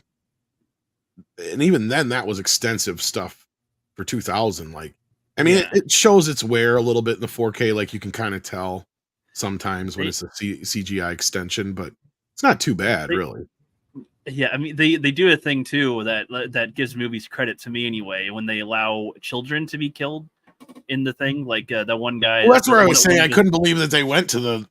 Yeah, they wouldn't even have the far. church scene for fuck's sake. I mean, like to even like show not even like like not even that the guy that's on their team that was like, I'm gonna kill me some redcoats, and then later that kid's found dead, and then the dad kills himself too. It's like, dang, man, like it shows you the hard hitting stuff. Well, that was and then following that's when Heath Ledger went, and it's like, what, a main character like that everybody likes, it just you did that good. Damn, it gives the other guy even more motivation. Man, this is one of the ones too. Seeing him with blood all over his face, Mel Gibson in this film. That's how he's like forever ingrained. Is him? It's Mel Gibson, man. Just like, damn, that's Mel Gibson for you right there. No, but it is a good movie. It is a good movie. And I saw Brian Barth out there a couple times. I haven't seen Steven Seagal's Patriot in a very long time, so I couldn't tell you the plot of it. But I have seen it, but I haven't seen it in a long kick time. Some ass. It's gonna hurt. So. America, love it. All right. Well, what's next? Yeah, let's go. What do you got, real quick, for your next one? All right, Tom, you shared this a while back, and I wanted to take a look at it because I haven't. I don't know how long ago, but I know you brought it on. I don't think it was me. Wasn't me either. I think it was you. I feel like it was may you. have talked about it before, but I don't. It might have been. You know what? It might have been. It might have actually been when you did the Addams Family. I think we were talking about it when we did the Addams Family. Yeah, mentioned something. Might have been it. So. Yeah, so it's been years since I've seen this. Again, like going over 10 years, 15 years or so since I saw the movie. Say it out loud for some people that's just listening. Oh, the Brady Bunch movie. There you go. Well, the Brady Bunch movie right here. Yeah, I was one of the kids that, even though I was born in the mid-'90s, did also watch some of the Brady Bunch, Gilligan's Island, and stuff like that from back in the day. So I had my chunk of that. And the Brady Bunch movie, though, sticks in my head a lot more from what I remember. And I think you were telling me when you were talking about it before, Tom, that the point of the movie is like, it's sort of like I don't know how you described it, but like spoof adaptation, almost more of a spoof than it's like a spoof adaptation remake, but in a good way, because it takes a lot of the jokes or scenes or moments that were pretty funny. It really shouldn't work, but it does. Yeah, it does. It's funny. It works really good. It's funnier seeing it now because when I was a kid, like a lot of stuff went over my head. I just didn't notice or recognize that they're referencing something from the show. But the sequel's actually better in my opinion. But yeah, I don't think I've seen the sequel to this one. But no, there's apparently as well. I guess I was looking this up again. There's apparently a bunch of Brady Bunch official movies that aren't spoof ones that exist, and I know there's a couple because I know there's like. I think it's the Christmas one, but I just remember it as like a reunion one where they're adults and Bobby gets in a car accident or something. But there's like, there's actually quite a few of the movies. There's like the Brady Brides show. There's a couple of spin-off things to the Brady Bunch of its time, which I was not aware of. But still, just watching it now, there's like at least 50 sexual innuendos in this. Of course. Well, the second movie plays it. You have not seen the second movie? That's why I love the second movie. The second movie goes over that line. Yeah. But Greg and Marsha, it goes big time. It's like, okay, now we're not just gonna make fun of the Brady Bunches in general. We're gonna make fun of all the shit around the Brady Bunch, all the rumors, all the stories, all the because like they're not really brother and sister. No, there's different. Like this is what that Scooby-Doo movie was supposed to be before it got right. that makes sense. I like the style. I don't know if I've ever seen a movie that does it like this. That like is a movie that's made after a show. It's not like a direct continuation. Starsky and Hutch tried it. It's like a good. It's like a respectful type of. I'm trying to think of anything else that came close to this. You know, but no, you're right. Like it really shouldn't have worked. Captures the great moments in there, making it into the story. The oh my nose and even his his song, "The Clowns Never Laugh." They basically said, how do we make the Addams Family but do it with the Brady Bunch? Because that's kind of how they treat them. Is like the Bradys are like the there's this antithesis weird of the kooky Brady family, Bunch. this happy family that's so different. I love that They're that they have literally them played contrast. like they are. And they're stuck in the this show. 70s forever. They're Yeah. stuck in the. They're played like they're Yeah. the show, but the rest of the world is in the 90s The now. rest of the world's moved So on. Everybody's that really works everything that else way. is the same. I love it. And Greg's like he seemed like a physical embodiment of the 70s. Greg. You know what's He's- funny about he'll this get a show? good groovy chick. Yeah. Is I've actually found out a few things about Brady Bunch that I never knew about since we talked about this shit. Oh. Like, first of all, I didn't realize, I didn't know this, that the show was never that big of a hit when it was on. It was always a consistent draw, but I don't even think it ever hit #1 until like near the end or something like that. Mm-hmm. Like, it was always just one of those shows that kind of it was actually when it got played endlessly in syndication where it became more popular later on. I guess. I mean, yes, it was popular at the time, but it wasn't as big. There was another show that was on at the same time that got better ratings. I can't remember what it was. But, and I also found out that the dad, I mean, we all know that he was gay and stuff like that. Mm-hmm. But I guess he was a nightmare to fucking work with. And he actually tried using the kids against the producers of the show a lot of the time. Dang. Oh, wow. So Yeah, what he well- would do was he would come in and complain about every single episode. Like, he would always find something to object Yeah. with it, or say it was too schmaltzy, too cheesy, too cutesy, too whatever. He would come up with a million different, That's the just whole to be show. difficult. Well, and a lot of it, they said it was because he was being egotistical and he was getting pissed that the kids were getting more attention than him. But then on the other side of it, he would always like give the kids bunches of gifts and always, you know, like be on the kids' good side. And they would Bitch treat about him. the kids, but then he'd also like get. Well, it wasn't so much saved. that he would directly, but what he was doing was he was making sure that the cast and stuff like that were on his side. Mm. So that whenever he tried pulling any power plays, everybody would side with I Dad. think we should do this instead. Oh, I agree. Exactly. Yeah. And see, Oh. to them, Dad was the nice guy and blah blah blah blah blah. But he was just really out looking for. It sounds like a Full House sort of thing, where like Well, Bob and Saget the is weird like thing is very he different kinda- than his fatherly portrayal. He kind of admitted to the behavior, but in the way he admitted it to it was more so he just didn't, because in one of his books, in one of his memoirs, I guess, he asked one of his partners, lover, whatever, you know, longtime lover, whatever. Yeah. Was I really that much of a tyrant? Because these reports started coming out, I guess, in the, what would it be, like 80s or whatever. And Mhm. I can't remember how his partner responded to him, but basically said, "You're no cup of tea to deal with," or something like that. So many words. And yeah, it was kind of like a shock to him that he couldn't believe that he was that much of a nightmare diva to work with, I guess. But like, yeah. Yeah. Wow. So like, I guess he tried to derail the show at every fucking turn. It almost To the point where reminds me. He Go didn't ahead. even show up for the last episode, but Yeah. he was there. He isn't in the show, but he was literally standing over the production in the top, like in the catwalk, watching the entire time, fuming, I guess. Yeah. So refused to shoot it if they didn't change it. So Mhm. they're like, well, fuck you then. We'll write you out. So they did. They called his bluff, and he's not in the last episode, but he did come back for the movies. They worked shit out later Yeah, on. Like, yeah. yeah. But that almost sort of reminds me of. I mean, he was nowhere near as bad as this, but Burt Gummer from Michael Gross. Trimmers, Michael Gross on Gross. Family Ties. He got to the point where he hated Family Ties because with the first season, it was really about the parents being these like Meredith hippie back to parents. Bernie and him. That was what it was supposed to be. Yeah. It was a And then reversal on All in the Family. Yeah. Yeah, and then Michael J. Fox just fucking took off, and it became Hmm. pretty much all about Michael J. Fox His and other show. kids. And by the end of the series, he was like, they asked him how he would end the series. He said, "I'd say we all die in a plane crash, so we never come back for a reunion movie." Because he hated it that much by the end of the series. So, but and plus, he said he never wanted to be typecast. Now he's typecast as Burt Gummer for the rest of his life. No. Well, he ended up going. That pretty much sent him to his grave. Honestly, because the ones he accepted after the good ones. Yeah, Ugh. but this is. I do think this is a funny movie.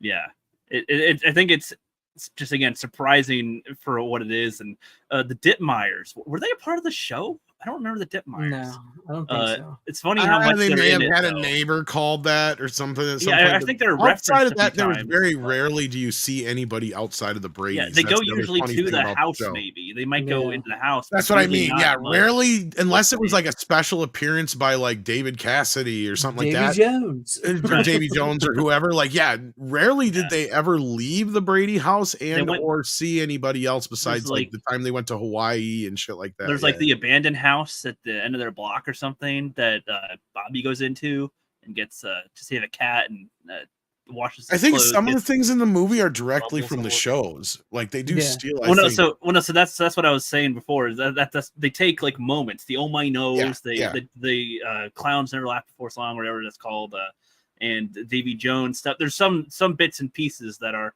from it. They do a quick, Mom always says don't play ball in the house when he passes the ball real quick. Like Yeah. there's They do small the- things to all that pretty much. They do the pork chops Well- and applesauce and the voice change. Yeah, And the thing that they really got with this was the same thing that they hit and nailed with the Addams Family and the Beverly Hillbillies, and that was the casting. Yeah. Like Mhm. they nailed the casting in this movie. I mean, it was yeah. spot on. I mean, Shelley Duvall, right? No, not Yeah. Shelley Duvall. The other No, one, it's Shelley Long. Shelley Long. Shelley Long from Cheers. Shelley Shelley Long is perfect as the mom. I mean, Gary Cole is perfect as the dad. The kids are all casted perfectly. Yeah. I mean, it just hit on all, and it shouldn't work, right? Like the whole No, concept should not work. It should work. But like I it said, I does. think that we were ready to accept it because if you look at it, and I don't even think we did it on a conscious level. I think we did it more on a subconscious level. That we just kind of accepted it like the reverse of the Addams Family instead of them being all kooky and gloomy. Yeah, they're just They happy were- all the time and weird. Yeah, They're- hippie and they're in the nippy, 70s. basically. Yeah. Come on, And groovy Super chick, that's Sunshine and all far that out. shit, yeah. I Which mean, is kind of making fun of what the show was when it came out, because that was kind of the point I was getting to, is it wasn't really all Yeah. that popular because people saw it as it was at the time. You got this thing coming out after Vietnam or right in the Mhm. midst of Vietnam and all that shit. And it's like, what the fuck is this show? Wait, well, so my mom said, so like I didn't remember much of the specifics. Yes, of the please, season. I yeah, remember definitely certain ask your parts. parents about what She- they thought of the Brady she Bunch, and most said- of them will tell you. Yeah, She said that like with all the events that were going on around the time the show was out, the show doesn't touch on most of that. Nothing. Like pretty much, Yeah. it's just the family and whatever's going on with their story. There, they might subtly reference something, but if there's a war going on, if there's whatever horrible things in society going on, nope. It's yeah. it's Yeah, not that's the what I was focus of kinda any of the saying. It's plot like- lines. it is kind of like one of the last pure sitcoms. Yeah. Mhm. Before you get to a point where, because in any sitcom before that, if you notice, like nothing in the real world ever really affects the shows. Mayberry, Yeah. Honeymooners, Lucy, Yep, all these yep. all these shows, Green Acres, even Gilligan's Island, they all kind of happen on their own island. Yeah, they're in ever their own noticed little that? world. It wasn't Yeah. until you Yeah. get past this age here, because then once you get past and you start getting into shows like Barney Miller and Taxi and All in the Mhm. Family, Things that happen in the real world affect things that happen in the shows. real world start to kind of affect any Good Times and Yeah. all those kind of shows. Like, And then, of course, Norman Lear, pretty much. well, that's who half those shows I just named. Yeah, yeah. Yeah, but no, yeah. you're This right. was it kind of did- like one of the last one of those kind of bastions of classic '60s.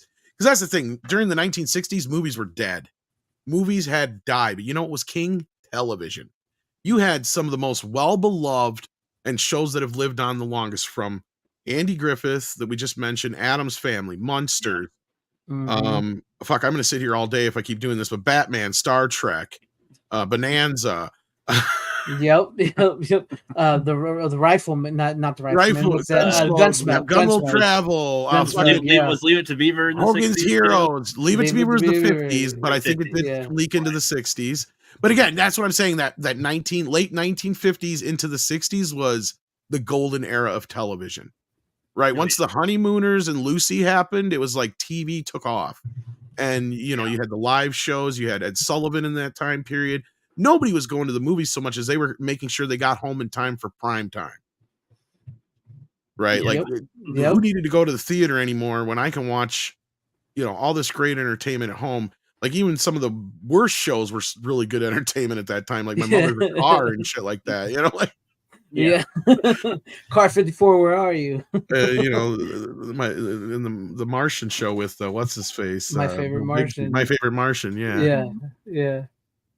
I mean, yeah, Dragnet, FBI, yeah, all them shows. Like, fucking, just, I mean, TV in the '60s was so good, so good. I don't care what anybody says. Well, I know. Well, I feel like that those shows are more in the timeless type of area because, like, even in the modern-ish day, I'll say in the '90s as a kid, of course, with Power Rangers and other more flashy things around. Like, I also watched some of those shows too. I watched some of the Leave It to Beaver. I watched some of the.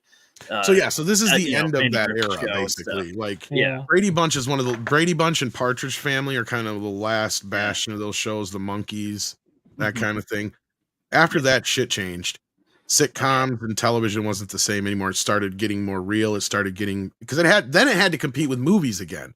Because that's when things kind of flipped. But anyway, we've gotten away from talking about but I would also argue the sitcoms in the 80s sort of came back to the whole wholesome they kind of ignored some of the outside world stuff. Yes and no. Like I said, like Family Ties was basically a reversal on All in the Family, right? Yeah. Instead of it being a conservative dad and the liberal hippie, kids, it was a conservative. I wonder if a modern show could ever do that. Like if you could make a modern sitcom that does it kind of like how they do, like you're saying, where the closest we had was probably would have been 2.5 Men in recent years, and that's really just because that's a reboot, a reimagining of The Odd Couple, which The Odd Couple in a lot of ways is kind of one of those last bastions of that era as well, to kind of be in that classic style.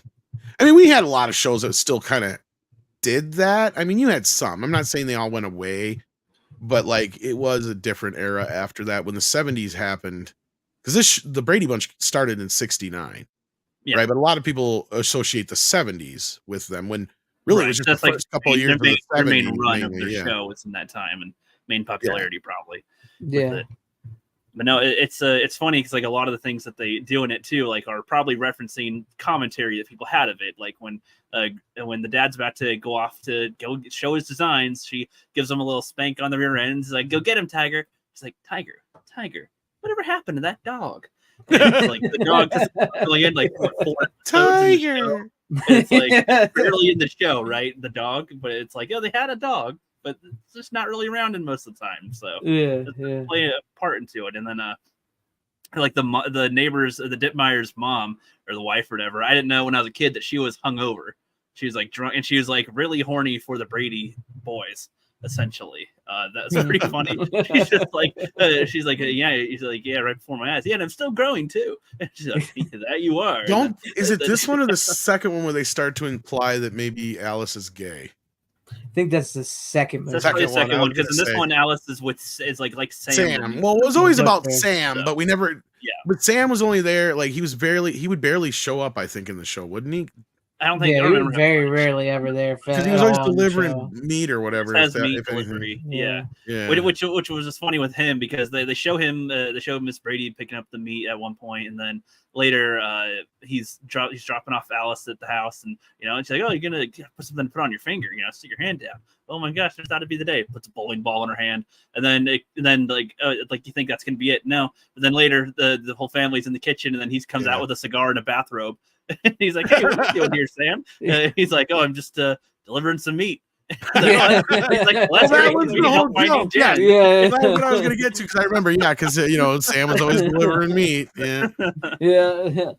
Is this the one where she comes out in like the lingerie, Alice? Yeah, for a sec. She comes out for a sec, and then she has to hide again because Jen's coming downstairs to. That's right. Yeah. See, I'm trying to remember because I get the two of them so discombobulated. They do flow together quite well, though. They do, yeah. Well, they made them really close together. Well, I'm surprised you didn't because I have the Blu-ray that has both of them in it. So this DVD's from like I don't know over 10 years. Okay, I was gonna say they do have it out there where you can get the two together. But I'll probably get that too. Honestly, the second one also makes fun of the Hawaiian episode, right? With the bad probably. Yeah, with the tiki necklace. Yeah, yeah. But no, I like the song that Greg sings that he's like trying to. He's like, yeah, I'm gonna be a rock star, man. I'm gonna be the thing. And the song he tries to sing in the movie, yeah, it sounds ridiculous and stupid. And I was like, did they do that in the show? I don't remember that in the show. So I look it up and then they show Greg singing it. But I'm like, he's got a good voice actually. The actor that played Greg in the show, so he's like singing the. Speaking. Go ahead. Just real quick. Fun fact, speaking of his voice, the actor that played Greg in both those movies was the voice of Spider-Man in the 90s cartoon. Oh, shit. Yeah. Damn. Anyway, that's just a little fun little fact. So. Yeah, he like had a good singing voice, so he's singing like the whole song. And I'm like, I mean, when that guy sings it, it's not that bad, really.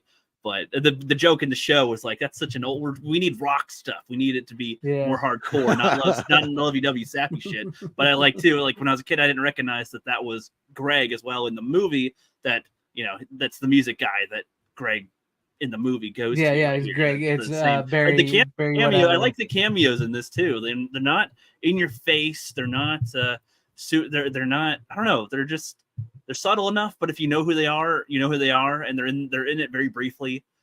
Because like Alice makes a cameo, the original Mrs. Brady makes a cameo, Greg does. I'm sure a couple of others. I think Bobby does too, if I'm not mistaken. Yeah, I think Peter and Bobby and Greg and Cindy. I thought they got all of them in it. I thought. Yeah, I don't recognize who Jane, some of them the are. actress that plays Jane, because she pretty much gave up on all that. Jan, you mean? Yeah. Jan, sorry, I don't know why I was saying Jane. Jan, yeah. Eve Plum. I think she never came back. Did one of them play the teacher? No. Maybe. It's been so long since I've watched it, dude. That's the problem. I have them, but they're still in plastic. Yeah, I haven't seen it. I have not watched them since like the '90s, y'all. Like, no, I gotcha. No, but it's hilarious. There were movies that I would revisit often, but there were ones that, like, especially the sequel, that if it was on Cinemax, I'd be like, oh, and I'd watch it. Why but like, give it a watch? Yeah. But I don't even know if I ever had the DVDs. Like, it was one of those that, like, it was never one that I like sought out. You know what I mean? Like, I just happened to find. I think I found the double Blu-ray one time for like $7 or $10 or whatever it was, and I'm like, all right, fuck it. I ain't seen it in a while. There you go. I like how in the movie they have Jan, when for the to start up the Marsha. She's not just randomly sort of saying that. They have her have like a devil in her head, essentially, a little evil voice. Yeah, she's nuts. It's like, Let's talk about the casting of Marsha. I mean, she was spot on. I know, Ben Stiller's wife. Yeah, I was gonna say that she's probably the most famous one out of the group now. Yeah, I think so. And she comes off like a blonde Daphne Blake or something, like Scooby Doo. She's like, I mean, funnily enough, probably the worst casting, but yet it still works, was Jan. Like, yeah, I mean, it works, but like she's kind of like the least that feels like the original person. It almost like they have to go out of their way to make her look like Jan. But yeah. I'd say she doesn't resemble Jan from the show enough. Honestly, there's the big. But you can tell why they hired her. Like, she has that Jan thing about her, though. Yeah. Somebody when she takes her glasses off, she's riding her bike. She's running into things. She's in the middle of the road. A car drives by. He flips her off. She's just the ditzy doodle look on her face is just now funny. This one wasn't this one directed by Penelope Spheris, or who directed this? I think she did. The chick who did Wayne's World. Yes, that's what I thought. So. Yeah, this is what she did after that. Yeah, I think so. But yeah, just good. The music in it is great. I love their little songs. Think I'll go for a walk outside. See, that's the thing, is I remember the sequel more. That's my problem. Like in the sequel, you got what's his face coming in as the dad, Tim Matheson. Tim Matheson, and it's alluded that he's the professor as well. Yeah. From Gilligan's Island, yeah. They do reference Gilligan's Island in this too. When they comment on Peter, he's kind of in a Gilligan kind of way. And they even I Dream of Jeannie is in the second one. So, yeah, that's right. Yeah. Barbara Eden. Great movie. If you guys haven't seen the Brady Bunch movie, I think you should. I'm going to see the sequel now because I didn't know they had one. And yeah, the original show had a lot of spinoffs, a lot of a couple of movies. They had quite a few movies. I think the original. Yeah, they had like 4 or 5 TV movies afterwards. They had because they had, I think, was the first one when the girls got married, or was that the second one? I can't remember now. I can't remember if they just had a standard reunion movie, then they had the ones where the girls got married, then the one where the girls got Christmas married. One where the girls got married. I don't know if that was just a movie, but that became a little TV show, the Brady Brides. And then, yeah, well, they eventually did the new tried Brady it Bunch show, for a short period there or whatever. But then they had like the Christmas Brady reunion. Christmas, Yeah, and then I think they had like one or two after that. Did they do any after when Reed died? I don't think so. I feel like there's at least like 4. There might be at least one. I know there's a few. Yeah. I feel like it was the show. The Christmas one is the one I remember seeing the most. Yeah, that's same here all the fucking time. Same here. That's the one where Bobby gets in the car accident, right? Yep. Yeah. So see, I thought that was just called the Brady Bunch reunion, but apparently that's the Brady Bunch. See, that's what I'm trying to remember. But, if they actually had a reunion, or if the Brady daughter's wedding was the reunion. In the 1990s Mighty Morphin Power Rangers movie, Ivan Ooze references things that he missed while he was asleep. He's like the Spanish Inquisition, the Black Plague, the Brady Bunch reunion. He says that. The Brady Bunch reunion. And it's funny. Well, it was big during the 80s. Like, that's what I was trying to say, is they had this resurgence. They had this, like, they had more popularity after the fact than what they had when they initially were on. That was like I was getting at earlier, because like through syndication and a new crop of kids watching the show, like it got this, like throughout the 80s, it seemed like it was more popular than it ever was when like my mom was a kid, when she said, well, she would have been like closer to a teenager. But, like, I remember her saying that shit. Like, I mean, she liked the Brady Bunch, but like, she thought it was okay, but she was at just that right age, I think, when it first came out, to where like, her older sisters and brothers and shit weren't that into it. And I'm sure, like, I remember my dad hated that fucking show. So, like, he's at that age though, like, he didn't hate it, but it wasn't one of his favorites. Like, he's one of those that he loves classic TV shows, but if Brady Bunch is on, he'll try and find something else. If there's nothing else to watch, he'll watch Brady Bunch, but he's not a big fan of the Brady Bunch. Yeah. That's because my dad would have been just that little bit older to where the Brady Bunch wouldn't have been cool, going at that whole idea that you got to remember, like when this came out, this was like bubblegum, really bright, in your face, fucking, and it was pre-cocaine, so people couldn't put up with that shit. Everybody's happy. They're not supposed to be high. They're just all happy. And that's what I love too. I'm tripping with the Bradys in the second. Good morning, starshine. Yeah, Brian, this is a true story. Gene Hackman was supposed to be in it. But he ended up what movie was it? I'm trying to remember. Was it is it the Ray what's his name? Everybody Loves Raymond movie that he ended up in? Was that at the same time? It would have been, well, it would have been before French Connection and all that stuff, a few years before. It would have been right after Bonnie and Clyde. And was it I Sang to My Father? He got a movie, so he ended up not taking the Brady Bunch, but he was originally going to play the role. And I guess that was another thing that was a point of contention for Robert Reed as well. Because those two were always the two choices. And before that whole deal, like Robert was technically the bigger star, and then then Gene Hackman took off, of course. Yep. Have a good night, Jeremy Winfield. Thanks for hanging with us. Man. Yeah, Brady Bunch, fun shit. Last one I'll end it on is the innuendo when Cindy goes over to see about the mail, and then Meyer's wife's like, tell your father that next Christmas I can wrap his present. And she's like, okay, and it goes, and it's like, she's like, Miss Dibmeyer told me to tell you that she wants to wrap your Christmas present or wrap your package next Christmas or something. Yeah, and I got to give him credit. It's just like, that's that. What else is she up to? It's just like, I guess I got to give him credit. They didn't lean into any of the gay stuff with the dad either. They could have so easily. Yeah, they really could have, but they didn't. Yeah. Maybe it was just his death was so fresh, maybe still. I mean, because he died in what, 88, 87, somewhere in there, maybe a little later than that. Yeah, somewhere like that, yeah. Because it wasn't that long after he had died that they did this. So that's what I remember. That's probably why they didn't. Yeah, so kind of. No, they paid good homage to everybody as far as I'm concerned, Yeah. Wow. Yep. Pretty good. All right.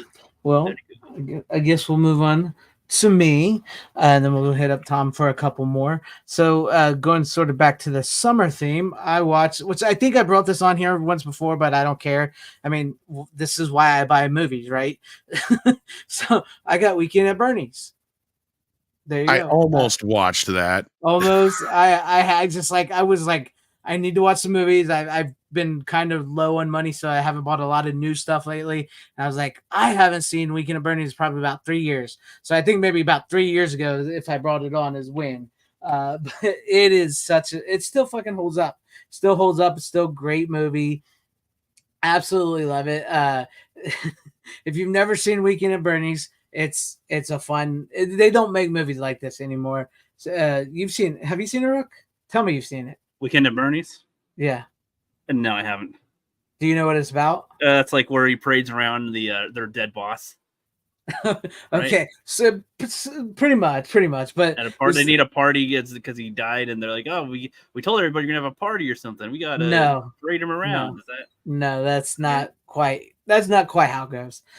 What it is okay. So you have these two guys, Andrew McCarthy and Jonathan Silverman. The two guys, they work at this big firm. It never really says what kind of firm, but they work at this big firm in New York City. It's hot, there's a heat wave going on.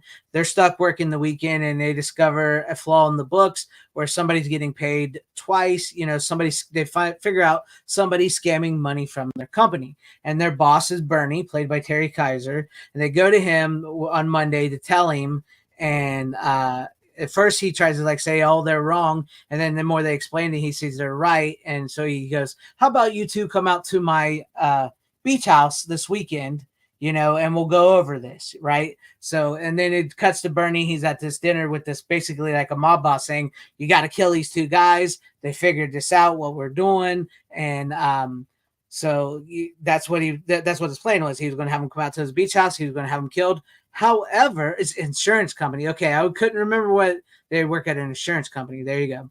Because that's why the guy was getting paid out twice in checks. So he's having an affair with the mob boss's girlfriend or wife or whatever she is, and so they decide, no, you're not going to kill these two kids. You're going to kill Bernie. It was great character actor. I can't remember his name, but he's been in Return of the Living Dead, so many other things. So he basically goes there and he kills Bernie. He immediately kills Bernie before the two guys get there. And so they show up and they don't realize he's dead at first. They think he's just sleeping. And then they figure out he's dead and they have no clue what to do. They set him on the couch. They're freaking out. Right. And then everybody just starts showing up to Bernie's house because Bernie's house is a place where everybody parties on the beach at this house. So everybody starts showing up and partying there, and they don't even realize he's dead at all the whole night. yeah, they realize he died twice. I feel like I've seen more skits of this than I have the actual thing. Yeah, probably. And so what they realize is they're an insurance company because they found on the book. Sorry, I had to use the bathroom. That's why. Go ahead. Because I couldn't remember what kind of company they worked for. They had paid out the policy twice. So what Bernie was doing was he had the company pay out this policy, but he pocketed the second check. But they found that, and that was the anomaly. So in their books that they paid out twice, they're either that or the guy died twice, right? That was their joke, right? That was and so they figured it out, and so Bernie and them were scamming it, and then Bernie literally gets killed like that immediately, and they show up, nobody knows he's dead. The Jonathan Silverman's character is because he's dealing with the mob and shit. That's what he's doing. He's smuggling money to pay off his debts and shit. I can't remember what it was. Pretty much what he's doing. But then Jonathan Silverman's character, who's went out on a date with earlier with Catherine Mary Stewart, which is she's still hot in this movie. She's there on the beach and he's trying to get with her, and his other friend Andrew McCarthy is the partier guy, and he doesn't want to leave, so they decide to pretend Bernie. Yes, it's Bernie. They just pretend Bernie's alive for a little bit so he can get with his girl, and another guy can party at this rich fancy millionaire's house and everything. And then what is great is the mob boss's girlfriend or wife, whatever, shows up and actually bangs him when he's dead. And the other guy sees him and he goes, maybe the guy that killed him is a little dead rusty. Than I do alive. Yeah.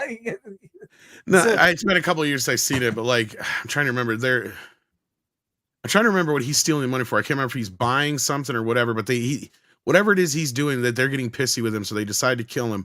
But did you say the reason they kept him alive is because they overhear the message that got recorded when he answered the phone too late. Yeah, I did saying, "Don't kill these guys when I'm around." They didn't know that he was meant to that they were going to get killed. Yeah, they think he just OD'd or something like that. They didn't realize that the guy just killed them, and he had no designs on killing the other two guys because they're like, whatever, fuck them.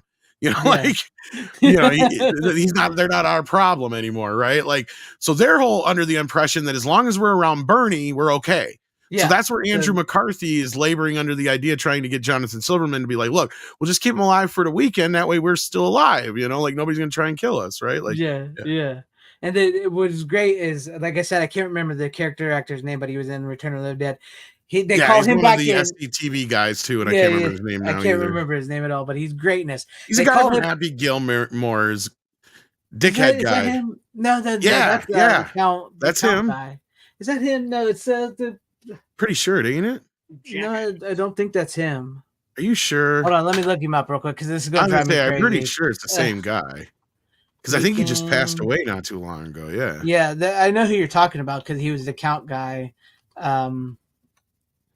Am I wrong? Is it two different guys and they just look a lot alike? Yeah, they look like it's Don Calfa. No, okay, it's not so the same two guy. different guys. Okay, it's two different guys. Don Calfa. But he was like, you're right. That's the guy. Yeah, they are two different guys. The one that's in. Yeah. Yep. You are correct. I'm sorry. Yeah. Yes. But he's really great in this as the hitman because he thinks that Bernie's still alive because of the way they keep bringing him alive. So he keeps showing back up to the island to kill Bernie. Like at one point, just shows up and starts blowing him away with a gun. Like one time they throw Bernie off the balcony to hide the body, and he falls on top of the guy, and it looks like he's trying to strangle him. So he gets him and he beats him, and he beats him down. And he chokes Bernie out, and he checks his pulse. He's like, yeah, I killed him. And then later on, he sees them walking around with the two guys because they tied his legs to their legs. So they're walking him like he's walking, and he starts freaking out. The guy goes mentally insane by the end of the movie, thinking he's still alive the whole time. But no, it's a great movie. It's a great movie. It's a great. I wish I had watched it because now that if I watch it, we'll just talk about it again, probably. But still, I don't care. You can watch it. Bring it back. I know it's a classic. You're right. They don't make movies like this anymore. It's a movie that, speaking of movies that shouldn't work but do, this is one of them. Right? Then you get to the sequel, which is something else. And I wish it had a Blu-ray release because I'll tell you what, Weekend at Bernie's is probably the best worst movie ever made. Or part two, I mean. Part two. Yeah. I mean, we talk about best worst movies ever, but it is probably the best worst movie ever made because it's batshit crazy insane. It is. And it goes so against everything that was set up in the first movie, too. It is just nuts.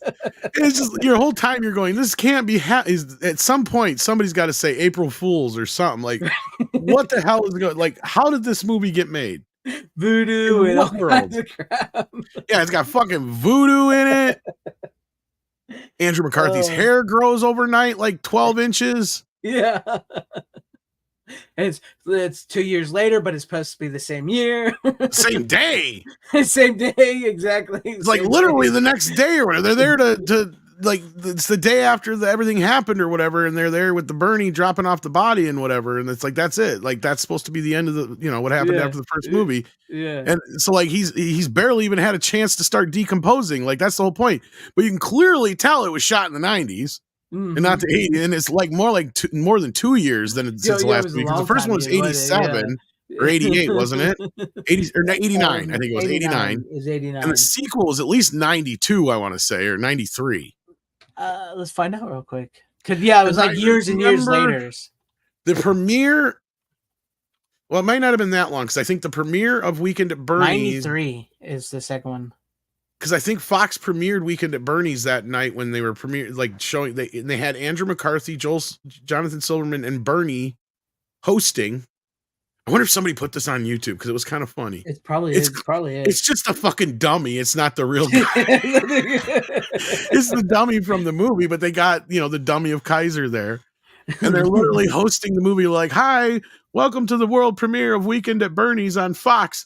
And don't forget this Friday to see us in Weekend at Bernie's 2. And that's throughout the whole movie. They were showing like previews for Weekend at Bernie's 2. And I'm just sitting here going through the whole thing like, how can you make a Weekend at Bernie's 2? This shit is like, I'm Bernie's twin brother, What? Just call me Bernie. That's what I mean. That would have made more sense, and at least would have worked in the sense of like, okay, I'll throw it out the fucking window, right? Yeah. Like, make it work with that somehow. Like that many years later, they run into Bernie's brother. He's a totally different kind of guy, you know, or what have you, or something happens to where he's like, what everything would happen to my brother. I'm sorry, blah blah blah. And then he ends up getting killed for some reason. And yeah, it just you can come up with a better plot than this whole voodoo trying to find the money he stole bullshit. Yeah, like, it's just dumb. They have him in the suitcase when they get there, and they unzip it and just spray him with some like Lysol, and he's good to go. Yeah, it is so. Oh my god! And that's the thing. It's funny, but it's not funny because you're laughing at the movie so much as you are laughing at the idea of the movie. Right. And then every scene, you're just like, they did not just do that, did they? See, that's the thing. What so many people go after the first Weekend at Bernie's, right? And I say this kind of shit a lot, but I feel like it does work here as well. Weekend at Bernie's 2 is the movie that everybody thinks Weekend at Bernie's 1 is. Yeah. So like Rook just said, right? Like, Look, you got half-ass right? Yeah, that's the thing. People just kind of look at the movie and they're like, how can you? That's got to be. I've only seen it in like skits, like Family Guy, right, SNL, and but I mean, what you just said is like the cursory kind of knowledge of the film. Like, if you don't actually get into the, that's what I said. It's a very important key piece of the film to know that they think they're going to be killed if Bernie's not, around them or not around them or whatever. So like, that's the whole impetus for having Bernie trying to pretend that he's alive, right? So there's a reason for it. In the sequel, you're just getting to this point where shit's getting stretched so fucking far, and they got him dancing, or like that's the whole thing. He's got this voodoo fucking thing they use to try and find this money. Okay, like he's supposed to lead them to the money, and they fuck up the voodoo ritual. So he only comes alive when music's playing. Yeah, and he does this weird dance thing, like he just like dances and walks, like zombie dance thing. It's just like. So everybody's following him around to get him to where he's going to go get the money, or it's like, oh my god. Yeah, so you got the two parties that are doing Andrew McCarthy and Jonathan Silverman on one side and these other guys on the other side that I guess he supposedly owed the money to, or what. Because that's what I was saying. Like, they never were clear what he was doing with the money in the first movie necessarily, I don't think. And then the second movie, they tried to answer that and explain it a bit more. So I guess I give him credit for trying, but why? Like, there's no world why there should be a Weekend at Bernie's 2. The only way you do it is if just because, and you come up with something a little bit better, like you said, Greg, like he had a twin brother or something like that. Twin brothers. Yeah. That so much would be, and then they also kind of do a Karate Kid thing too, where it's like you said, it's literally the next day, and he's already broken up with Catherine Mary Stewart. Like the whole movie is like he's trying to get with her, and they finally come together at the end, and then the next day they do like the Karate Kid thing where, well, she's not coming back for the sequel, so they just broke up and she's gone. For like no reason whatsoever. Well, at least in Karate Kid, 6 months have passed, and it's a little more explainable, but like literally, and he actually tells you all the events that led up to that night. I mean, even though I normally am like show don't tell, but it kind of works in the comedy aspect of the Karate Kid. Here, you're right; it's completely wholly unbelievable. It's like, I mean, I can at least understand him going, "I got a date with her tomorrow, and I don't want to have to be dealing with this shit." That would have been funnier, right? Like, exactly. They had set a date for the next night or whatever. That would have made more sense. Yeah. Yeah, it's just like literally like the whole movie. Like they will, they won't, they will, and then the next day they're gone. They never got together after all. But no, you got to watch the original. I do agree with you. I think most people, I think the second movie ruined the legacy of the first movie against people who have not seen it because they associate Weekend at Bernie's with the sequel, not the original movie, because the original movie actually is original. And it really, like Tom said, they really don't start making Bernie do shit till they discover that Bernie was going to have them killed. So they keep thinking the hitman that's coming there to keep killing Bernie over and over is coming there to kill them. So that's where it all, like the comedy of errors comes from. So, but yeah, I had to watch that. It was really good. It was fun. It's fun. Yeah. And you're right. Cobra Kai helped explain a lot with the Karate Kid movies, but it's like even stuff with the deleted scenes we talked about. So yeah. All right. So Tom, what do you got for us? Since you got a little more, I only got one left. Rook's got one left. So you got more than us. All right. What do I got next year? Okay. So still on the 4th of July thing. I watched the musical 1776. I'd never really heard of it before. like it was a year before last year. Sony put out this huge 50th anniversary edition of the movie because there's literally like 3 different cuts of the film on here. Dang. And I mean, for what it is, I thought it was all right. The music is kind of meh. The main actor in it is he's the guy from Magnum PI that lives in the same house. Oh, is it the with the mustache? Yeah. Higgins, yes. And he plays John Adams. And it you got to be prepared because it's a very long film. Like I watched the extended cut. It's the longest cut of it. And it is 168 minutes. So like just under 3 hours or whatever it is, or just over or whatever. I can't remember now. But most of it is in one setting. So keep that in mind. But it's literally about the last days leading up to the signing of the Declaration of Independence. And it's mostly revolves around the idea that John Adams wasn't really well liked. And they have fun with the fact that he's annoying and people don't like. It's kind of a comedy musical-ish, more so. So they come up with the idea that they got to get somebody who's more likable than John Adams to come in and present the idea of the United States breaking away from England and shit. So Benjamin Franklin and him come up with a plan, and it just kind of plays out through song and through scenes as far as like, the debate and everything going on throughout, like what will go into the Declaration and everything like that, and how it got hung up on slavery, and that's a big part of the film. And kind of going off of what we were saying to Rook earlier was like how a lot of the northern states were not cool with it. Yeah. Even then, and they wanted it when it said all men are created equal, it meant everybody. In the way they had it written originally, there wouldn't be any slaves allowed in the Union. And a lot of the Southern guys were not for that. So that became one of the big points of contention. But like, no, it was a fairly well put together film. As far as the restoration goes, it looks nice. The Dolby Atmos remix sounds really cool. As far as like they utilize, it reminded me a lot of 12 Angry Men and the other not 12 Angry Men. What's the one I said where the courtroom one where they really utilized it? Anatomy of a Murder. Yeah.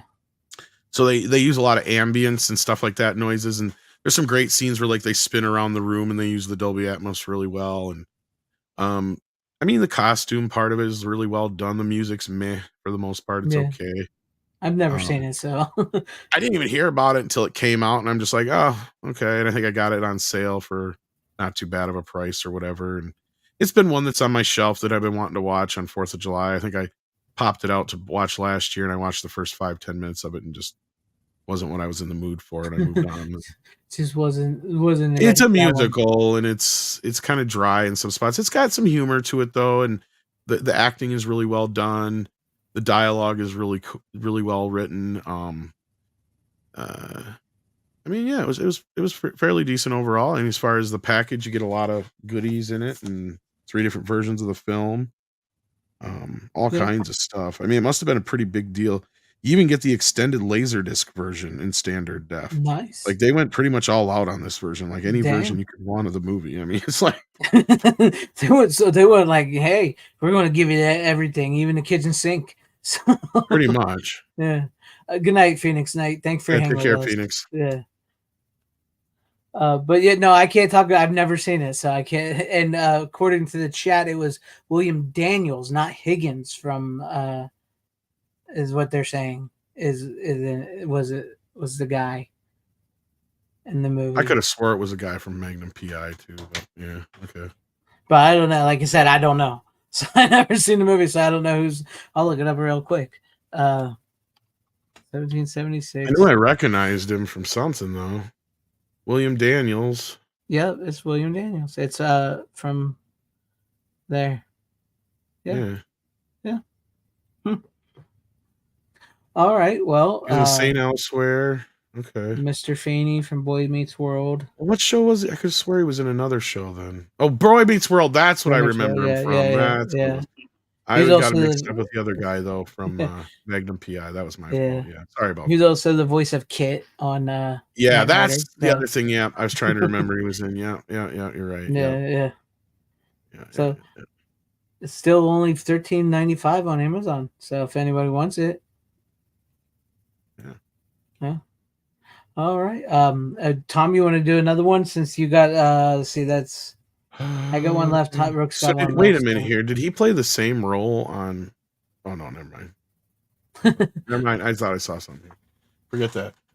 So yeah. So then I ran out of actual 4th of July films that actually take place on 4th of July, and I decided to watch Glory, which I think we talked about not too long ago with Runner, if I'm not mistaken. Unless you were the one that Maybe brought it it up. wasn't me. It might have One been of Runner. y'all brought it I know on. it was brought up at one point. I think. Yeah. So we talked about it not too long ago, and I don't know if Runner. I think it was Runner because I think he actually has a steel book. So this is just the standard version that I've had for a while. Yeah. As far as I know, it's exactly the same, other than just a Dolby Vision upgrade. Mm-hmm. But no, it looks good for how old it is. One of the big star-making roles for Denzel back in the day. Solidified Morgan Freeman as a star. Mm-hmm. Matthew Broderick. Matthew Broderick's in Matthew it too. Broderick growing up a little bit, yeah. Yeah. I mean, And we Carrie- discussed it because we talked about the edited version we had at my school. I remember, yeah. Yeah, because I remember that because my teacher, when he played it, he did the whole double VCR and just paused it and then he edited it himself. So we wouldn't see I any don't of that. remember. Yeah, I don't remember them editing it really. I don't. I'll have to watch it again and see what parts there are because I guess that's all I'll know. But it seemed like it's played smoothly. Like it could have been an edited version, but I wouldn't have known as a kid, I guess. Yeah, it's got to be out there. I wonder if there's one on eBay somewhere, just to show you guys, so you don't think I'm crazy. Yeah, No, I believe you. I believe you. I believe you. Denzel won an Oscar. Isn't Carrie Ells? He's in the movie too, right? Carrie Ells. I think he's in the movie. Yes. Yeah, I thought so. I haven't Oh. seen it in a long time, but it's a great movie. Nobody has it. Weird. We tried typing in a different one here. But yeah, I remember seeing this in school, and I really liked it. It's a really solid movie. It really does, well with like he's tasked to, for this regiment. Matthew Broderick is basically free slaves. He's there, and they're kind of just sent in to do those jobs, and it comes together, and it's a really sad ending too, and it's really emotional. It's a really solid film. A really solid film. I haven't seen it in a long time, but I remember it was a really solid film. I did enjoy it very much, very much.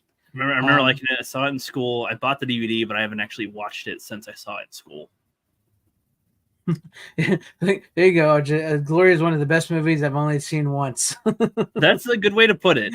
That's kind of how I feel with it. I'm like, yeah, I remember I liked it a lot, and I haven't seen it since. I've seen it a couple times. I haven't watched it in a while. I can't remember a lot of it. You can actually download it. Really? The Pepsi edit, it's called here. I got Pepsi edit. Yeah. That's funny. Pepsi edit. That's funny. Matthew Broderick got with what's her name, and I think he had to, did a couple Sarah movies. Jessica Parker, is that Sarah her Jessica name? Parker, and his stars pretty much South Park. his pretty much faded out in the 90s. He was no longer Ferris Bueller anymore, and he did a lot of Broadway. He does a lot of Broadway and stuff like that. He did the producers with what's his name? I can't remember his name. They were real big on Broadway for years. Oh, Nathan Lane. Nathan Lane, yeah. So that's pretty much where he went. From everything I've seen him in, he doesn't really change his acting style. He's kind of the same, and from what I've seen of him, even like as Simba, it's like I don't know. There's nothing like too deep that I see him go to, or too different from any of his performances, unless there's a couple of bangers in Glory that I'm not remembering, or other movies he's in. Who? Matthew Broderick. Like I guess I'm trying to say he's not like a bad actor to me, but he's like. Are you kidding me? He's Ferris Bueller. Yeah. Yeah, A but lot of movies. I'm saying that I don't think he's that different. He doesn't come off. That Oh, you different mean as far as in his acting I mean, ability? I mean, Like, he's pretty in, similar. Glory. it depends on. I mean, in he's his done a lot of delivery. different roles. Like, I mean, he's even in Godzilla. I mean, he's a Yeah. Godzilla. He's Biloxi in Blues is a Lion good one. King. I mean, he Biloxi does have a Blues. similar Stuff. kind of tone, I guess, to what you're saying. But I mean, I would say Ferris Bueller in this, and even what he plays in Godzilla, are all three very vastly different characters. I guess he Blues just as comes well, off. Project That's what I'm X. saying. I'm struggling to call it because he's not one note. Is not what I'm trying Yeah, to say. I But guess he's I get like, what you're saying. I don't know how to describe it, but he just comes off as similar to characters he plays. No, he's not the Mighty Ducks guy. You know, I know Matthew Broderick. I grew up at my dad's house. Ferris Bueller's Day Off was one of the only DVDs that he had there that we liked. So we watched a He's lot of Inspector Ferris Bueller's Gadget. Day Off. Again, Yeah, I forgot he was Inspector Gadget. Yeah, that is a fact. I forgot about that. Yeah. Yes, in the name of justice. But Glory is a good movie. Oh, Glory go is really Gadget a good Arms. Yeah, I'll have to watch Glory one of these days and break my only seen it once streak. Yeah, you do. It's a good movie. Yeah, it is a really good movie. Yeah. I honestly, I don't It's been a remember while any since I've watched it. impactful scenes. Actually, I well, don't what's remember any funny is, impactful scenes in it personally. well, oh, you serious? Because you mentioned the No, whipping that's what I'm thing saying because earlier. I saw it when I was a kid. Because there's the and most famous don't scene would be the remember it. whipping scene with Denzel, man. I don't remember that. I remember there's You don't like remember that? Because I don't he gets remember enough whipped of the for movie. going AWOL, but they find out that he left because he was trying to go get new shoes. Yes, Yeah. I remember And that's that he when had Broderick bad, I gets remember he had pissed. bad. Yeah. My head, I'm remembering that somebody had really bad feet. Yeah, it Like, was really him, yeah. fucked up feet, but I don't remember why. I don't remember enough of the Because movie. they had I shit remember shoes. I remember what happens Yeah. at the end. I remember little bits and And pieces. Broderick goes in and he gets pissed because they keep telling him they don't have supplies yet. Yeah, they're not supplying them very much because That's what it is. Yeah. Yeah. Yeah. And he comes in and he's like, "Where's this? Here's my requisition for order for shoes or whatever." And we're like, "Sorry, we don't have them." He's like, "Oh, really? Should I do an inspection?" And he's like, "You can't do that." He's like, "Yes, I can. I'm your superior officer. So you're gonna give me what I want, or are we gonna start this game up basically?" And somebody, Yeah. And I know the ending where they're all like thrown in the grave really sticks with you. Like that ending, it's tough to watch a little bit, and it's it's a very heart-wrenching moment, but it's also like in a way because like the white guys are so still being buried with them, so you know what I mean. It's weird how young Denzel comes off because I mean this is like 89. I didn't remember him feeling that young. Yeah, he is pretty young period. looking in that, isn't he? Uh-huh. Yeah. But it's a good movie. It's a good movie. Like I said, I haven't seen it in a few years, but it's a good movie. Maybe I'll watch it for next week. So I mean, he came off like early 20s. I mean, shit, he'd already been acting for quite a few years at this point. Mm-hmm. But I don't know what it was about him that, because maybe it's just been that I haven't watched him in an older movie in a while. I don't know. Maybe. I keep thinking of the one with Whitney Houston, where the preacher's wife or whatever. Isn't he in that one? You remember that one? Not one of his better roles. Yeah, not one of the better ones. Isn't he like an angel or something in that? And he falls in love with. It's a remake. Yeah. Oh man, I haven't seen that in years as well. But no, Glory is a great movie. I really do like Glory. But let's go we ahead. spent a lot of time talking about it a couple weeks ago. So go ahead. Yeah. Go ahead, Brooke. What do you got for your final pick here? Okay, this will be another disappointment for everybody because this was in a movie giant pack. Disappointment. Now it was in a movie pack, and it's the Little Giant. It was in a movie pack, and it was the only movie in that pack that I liked, so I got rid of the rest and kept this, and so it's in the DVD sleeve binder. Yeah, I know. Known as Rick Moranis Payday number 4. Yes. This says Ed O'Neill. It's got Rick Moranis. This is one I watched as a kid and just rewatched it now. I think it's a fun little movie. It fits right alongside like Heavyweights and it is one of the better of his cash grab films. It's got like the sports trope of like a goofy team, and there's the more like formidable team, and they got to get these ragtag losers up to snuff to be able to go. They're definitely not winners, but they got their weird, unique sets that get them somewhere. But rewatching it, I like it in a way. So Ed O'Neill's character, Kevin O'Shea, is pretty much portrayed as like the jerk of the film. But I feel like he's kind of got some points throughout it. from his point of view, like he's like the town hero. He's a little selfish, sure. He like puts his name on everything, but he like his niece, Rick Moranis' daughter, like he pretty much, because the mom left, like treats her kind of like a boy a little bit. Or maybe she wants to as well, but she's like a tomboy, exactly. But Kevin here, he's like he's trying to like see like, okay, is she having like a girl problem or not, and kind of gives her advice on that kind of stuff. And she's on this team with the guy that she likes, and she sees that he likes cheerleaders, and it's like I like that the advice that he gives. He's not trying to. It could come off as he's trying to sabotage them because she's like the best player on the team, and they're going to be facing each other because they're the one town. And his team was going to be the main one, but he starts one up too, so going to play for the one team. And Dallas Cowboys versus the Giants, pretty much. And it's presented like, I feel like when I was a kid, it seemed like him trying to get Icebox off the team so that they have a better chance of winning. But seeing it now, it's more like, no, he wasn't trying to maneuver. He let her make her decisions. He's just giving his advice. And I like that more growing up a little bit. The character Spike. First of all, I don't imagine Tom has seen this, but have you? Yeah, Tom has seen this. I have not seen this since it came out, but yeah. So this is basically one of the Mighty Duck ripoffs. Yeah. And part of the reason where we got to the woke problems nowadays, because this is one of those movies that pushes the idea that everybody can win if you just try hard. You don't need any talent whatsoever. Yeah. Sports. Now get out there, kids, and get your head knocked off. Yeah. So I love that you mentioned that, because as I'm watching this, I'm like, this is why I agree more with Kevin, with the bad guy, the bully. He's like, I'm just trying to, make these kids good. I'm trying to toughen them up for the future. See, Mighty Ducks and Bad News Bears, it was different. See, they'd missed the point.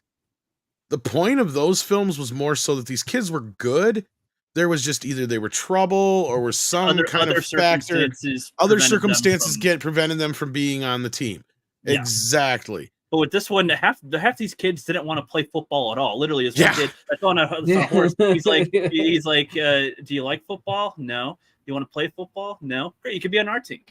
Just pretty much. No, okay. and like one kid's literally like paper made out of paper practically, and the mom puts him on the team, but it's like he's not really built for it at all. It's like, in a way, I like what they're trying to do, but in a way, I don't like how they're presenting Kevin O'Shea as the bad guy for trying to shape the younger boys into being really good football players. Like, this is where a lot of that mentality comes from, Rook. Don't you know this is the kind of shit in the 90s we were talking about when we bring that shit up. Yeah, so that kind of, so it's watching, because I was one of the kids that was on the other end going like, no, I can't play fucking football, and no, I'm not gonna sit there and take a bunch of hits for an asshole that I don't like. Yeah, fuck you, leave me alone. Like, but it's like, but I get it from Rick Moranis' character, from his perspective. Like, he was the kind of kid that never got much of a chance to play at all. And so you never know if he could have been good. You never know if he could have developed into being a player. They never picked him. They never picked him to play. Right. So it's like, so that angle, I can understand him wanting to give all these other kids a shot, give them a chance. Right. So like this, I feel like if the film was maybe tweaked a little bit, you can kind of get both arguments kind of heading off together a little bit better. But then it also puts most of the comedy up front too. Like, the fat kid farts a whole bunch, and there's a lot of, well, they should have leaned into what made things like made the Mighty Ducks aspect work, of like where they started to go looking for other kids that were not necessarily into hockey, but things that, Emilio Estevez's character knew that he could in some way shift into hockey, like the figure skater and stuff like that. Yes, that's great. Yeah, even unnecessary roughness that college, where they're like, that's where they miss. I get where you come from, because they miss the points. Like, these kids don't really want to play football. They now have skills, and they would be hurt if they really played football. Whereas, like most of the other movies, is like, you have athletic ability and you want to play a sport, but you just need guidance. Yeah. Or you're in trouble with the law. Or you're in trouble with the law, but you're a really good football player, a really good hockey player. Or you don't have the grades, or you got, because you're dyslexic. This turns out to be this ends up being a pissing contest that Rick Moranis' character uses to get at his brother. And it's like, okay, it's good that he's standing up to his brother. Horrible that he's using these kids to do it. Like, Oh wait, Even- is that the other thing I remember? If I remember right, yeah, because those two are brothers in the movie. Ed O'Neill. They're yeah, They look brothers. nothing. There's no fucking way they'd be brothers in real life. like, I don't know. Look, I get it. Me and my brother are complete opposites, but there's no way. Like, I mean, my brother's tall and slender. Don't get me wrong, and I'm fat and short, but you can still tell we're brothers. Yeah. I know what you mean visually. Like, yeah. It's almost like the whole Ed O'Neill was the big tree and Rick Moranis was him growing up in his shadow, so he never reached the potential. Yeah, he never grew. That's what doesn't get resolved at the end. He all he does is blame other his half brothers. Is that what it says? I think you're right. Yeah, I think half brothers, but still, like he mostly just blames his older brother, for everything. And it's like that doesn't really get resolved. Welcome to woke. But it does sort of end with we just want everybody to have fun. And it's like, okay, but like, see, yeah, I can't remember everything in the movie, but it sounds like what it should have been is that Rick Moranis should be successful in whatever other part of his life he's successful in, despite never being good at sports. Yeah.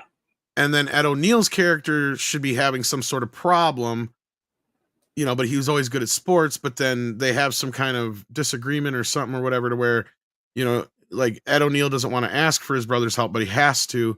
At the same time, Ed O'Neill's like, somewhere they get along the lines of where one has to do things, to prove that he could actually do the same thing the other brother can do, and the same thing the other way around. You know what I mean? Yeah. Like, it would be more believable for Rick Moranis to put together a winning team of misfits than have, like, say, if he's like, I don't even remember what the hell Rick Moranis does. Well, let's just say, for sake of example, he works at a rundown gas station. Okay, well then, see, he's not even worth a shit. See, that's the problem. That's where this movie sucks, because it doesn't work like it should. They don't have all the elements in the right. The 90s, the nerds were fucking. That was the big joke of. That's why I've said a million times, Revenge of the Nerds wouldn't work anymore. It wouldn't even work in the 90s. They knew that when they made Nerds 3. It's funny that you bring that up. Okay, well, maybe we'll get to that, so I'll save that thought. But it's like, come on, like, it should have been like, clearly the end of the movie should be proven that yes, Ed O'Neill can't do his fucking taxes and he needs his brother to do his taxes or whatever fuck it is. But his brother also could put together a fucking really good team, even though he was never somebody who was. He can use these out there strategies and exactly. These kids that he overlooks.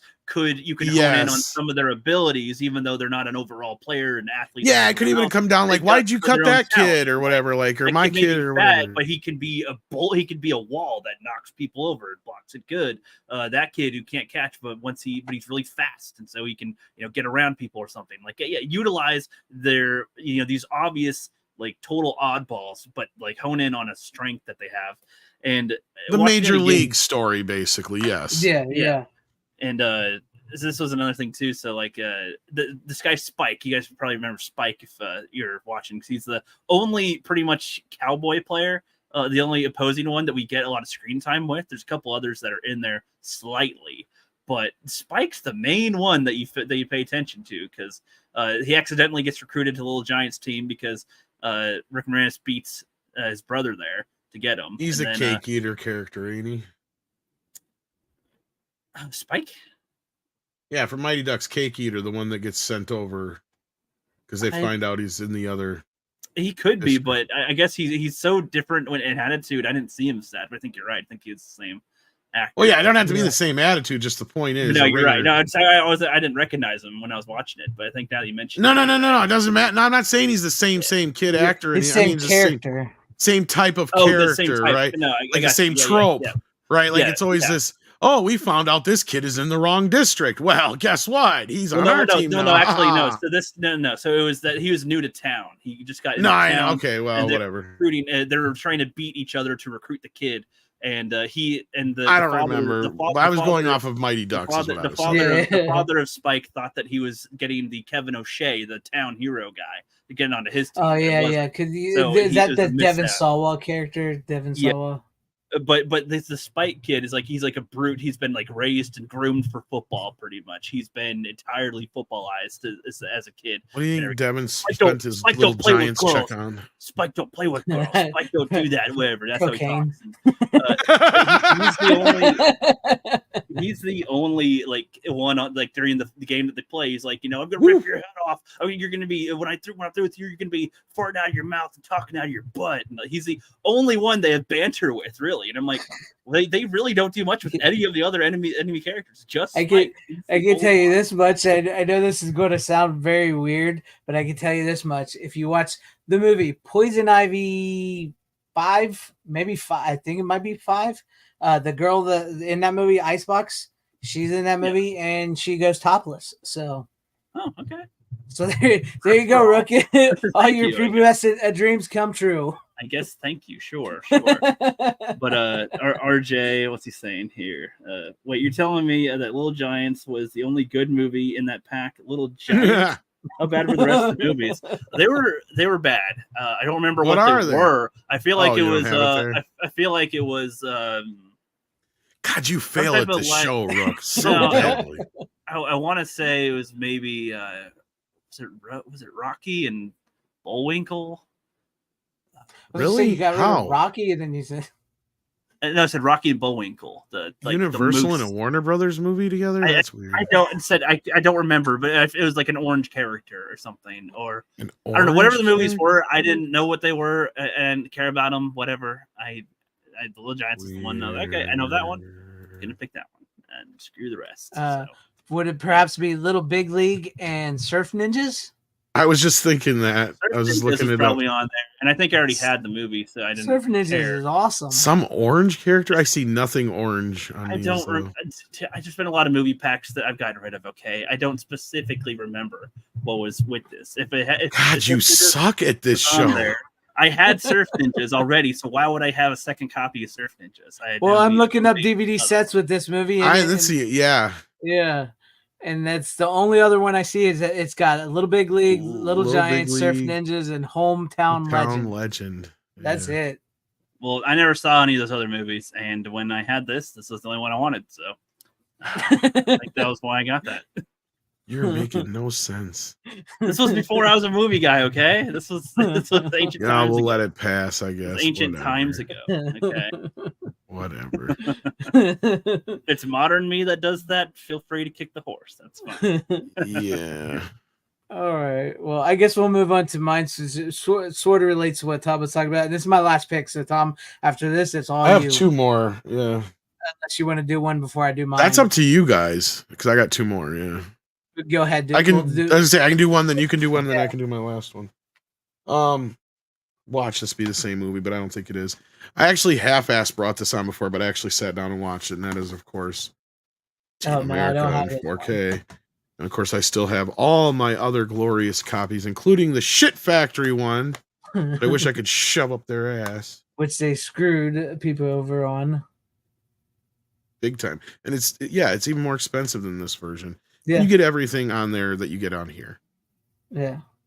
And really, like I said, if you already own the Shout Factory version, the upgrade to 4K is minimal considering this is from the same master. But overall, I thought it was a nice upgrade. I mean, the movie's fun. It looks good. Sounds good. Theatrical cut is the only version that's in 4K. But as we talked about before, I think we've talked about this movie a few times. Yeah. As I think we've talked about before, that's the version that Trey and Matt always buy that one anyways. That way you stick it to Shout Factory. It's cheaper. It's got all the same stuff on it, and it's 4K. So yeah, I wish I had known. I would have waited. I didn't know it was going to come out that soon. Yeah. Right. I was under the impression that yes, eventually one or the other Shout would do it or Paramount would do it because it's typical. But usually even Paramount, it's 2, 3 to 5 years sometimes after. Seems like, or a couple of years at least. Yeah. I know. I was blasting America, fuck yeah. I was blasting that song like almost all week. But I can bitch a little bit about Shout Factory for a minute. I don't know if you heard about this, but go ahead. Anybody who got the new version of Matinee, do not get rid of the old Shout Factory Matinee if you have it. Oh, I've heard this. Yes, I haven't heard the full details, but because I almost did, and I'm glad I didn't because I didn't realize it until after the fact. But yes, it's missing one major feature. For some reason, they didn't carry over, and I don't know. I can come up with maybe a few excuses why, and most of them are Shout Factory shit cheap. Mm-hmm. They want to overcharge us for everything, fuckers. Yep. But basically, when they made the movie Matinee, Joe Dante shot about 20 or so minutes of an actual movie that would be showing on the screen during the movie itself. Mm-hmm. So the Mant movie. Yeah. And Bruce Well, Campbell in that? I think so. And then so basically all 20 minutes of that or whatever is on as a special feature on the previous release of Matinee from Shout Factory. But now the new 4K version does not have that special feature on it. Mm-hmm. So I think the reason is they didn't want to pay the other actors that are in it probably. So they probably have to pay extra for whatever. I was hearing something about the scan too not being so good. I've heard both. I haven't watched it yet, so I can't tell you. I do have them both, but I've heard both sides of it. I've heard it's a really good scan, and then I've heard it's not so good. But Joe Dante is the one who signed off on it, so yeah, that don't mean shit anymore. So yeah, not much anymore. Especially if they're like, "Hey, we did this. You want to sign? Yeah, I'll sign it." Although Joe Dante was always pretty good about certain things. I mean, I'll have to wait and see it, but yeah. Otherwise, yeah. So that was just going around. But yeah, as far as Team America goes, fun movie. We've talked about it a few times. Yeah, has Rookie seen it? Team America. Yeah. Yep. I figured. Yeah. Really good. I did not. Or they're doing a film with Kendrick Lamar. I did not hear that. Yeah, they've been working on some secret film. I don't know what it's all about yet, but yeah. Interesting. Oh yeah. Well, real quick for the people that said with the Tom saying you suck at the show, it's almost been a year anniversary of me joining the show. You think you just started, and he hasn't improved one bit. Hasn't learned shit. Except I have watched like over 100 movies that I would not have watched if I will give That's you about that. it. Yeah. Well, you have started to see a lot more movies because I remember when I first met you. How committed like, are you, rookie? Yeah. I'd never seen it. Never seen it. No, never seen it. Almost every single thing he'd ever say or reference, I'd be like, crickets. Like Committed enough to suck my cock. On that note, speaking of which, you brought this on before. I don't think I've ever brought this on before. Trust me, Gary proved how loyal he is. Not I love that bit. I'm sorry. Yeah, the nerds. I don't think I've ever brought my copy on. Yeah. I watched that. It's not quite a summer movie, but it sort of is a summer movie, considering it's like everything to do is outside in the summer. Pretty much, it feels like it's there. It's feels like that. But it's a great movie. I love it. Lewis and oh my god, I can't even remember his name at the moment. Gilbert. Yes, Lewis and Gilbert go off to college, Adams College, home of the Adams, and they get they think everything's going to change. But they're nerds. Lambda, I don't actually think I've seen Revenge of the Nerd. What? Oh, hold on. Is this like a National Lampoon movie? Wait, I got to do that on screen. Is this like a National Lampoon movie, or am I thinking of something else? No, it's not a National Lampoon's movie. I don't think I've seen it otherwise. Revenge of the Nerds is single-handedly one of the only other movies that's in that pantheon of the higher, like, if you did a Mount Rushmore of the 4 films that will never get made today ever again, or movies like them, this would be on that Mount Rushmore. Oh, definitely. Right next to Blazing Saddles. I think when I listened to a lot of other movies in the past, I think you've referenced Revenge of the Nerds a lot. Revenge of the Nerds is one of the greatest films ever made. It is definitely, I can see it. That's great. It is one of those movies that's high up there on my list. I mean, I know it by heart almost. Yeah. It was one of those movies that, God, we watched endlessly over and over and over and over and over and over and over again. Right, so many times. I just had the urge to find, Are watch you ready for the sex, girl? The fine fun. I love. He's like, what's the? She tells you that guy, mega moves really know how to party. So good. So here's the story real quick in a basic nutshell, and we'll get to why this movie will never be made again today, because there's a lot of stuff in this that will not get made today. You can't touch. So these two high school best friends, they're nerds, Lewis and Gilbert. They're headed off to Adams College. They think their year is going to be great because, it's not like high school. Nobody's going to mess with them. They're college guys now. As soon as they show up, the fraternity, the big fraternity of like the jocks and all that, start calling them nerds and everything. And so like they're already got that on them. So they move into their dorm, and then the jocks end up burning down their house. And so they decide that the coach, played wonderfully by John Goodman. Yes, he tells them, give them the freshman dorm. So he sends his players in there, and they kick out all the freshmen and take over the room, and they're forced to live in the gym, and that's where they all these nerdy people come together. Booger, you got Wormser, you got Lamar. Talk about a diverse cast here, like the gay guy and everything, all that together. And then they all come together. They end up biting this house. They fix it up, and then they're sort of pretty much bullied by this fraternity and everything. And so they decide to fight back and get even. They go to the sorority house of the girl that's with them, and they do a penny raid. They put cameras in their sorority room.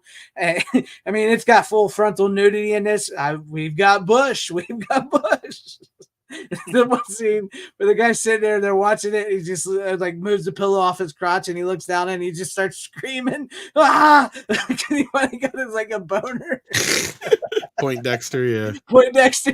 And then he has another great scene when they're having a party with the Mega Moves. He's like, "Do you want to just sit here and talk, or do you want to fuck?" It's great. And so basically they got what are you looking at? I thought I was looking at my mother's old douchebag, but I remember that's in Ohio.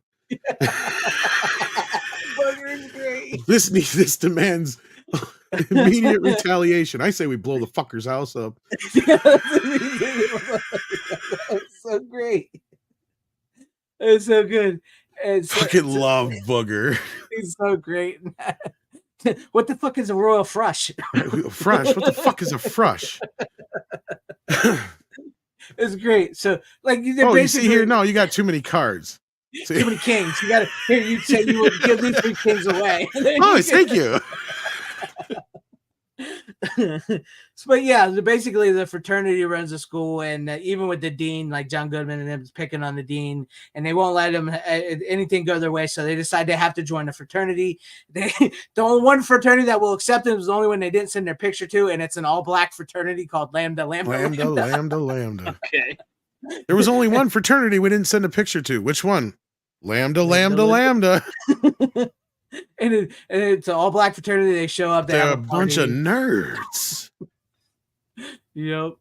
And then so they kind of relate to him because they're being bullied, picked on, like that. So he ends up letting them in to the Lambda as their first chapter in that school. And then they compete in the games to see who can win the presidency of the fraternity thing. And they have this big competition and everything. And then one of the biggest scenes in the movie, why so many people will get up in arms, is there's a scene where the main girl who's with the jock quarterback, she wants to go do it in the fun house, and he tells her no. And so the one nerd that's been Gilbert, who's been crushing on her, puts the guy's mask on and goes in there, and he ends up doing things with her.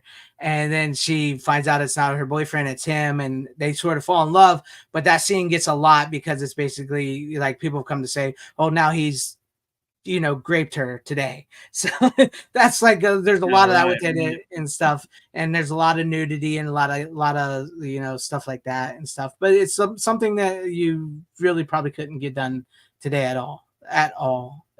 Tom's right. It's not it's one of those movies and now Disney owns it. So Disney owns it because it was a Fox movie.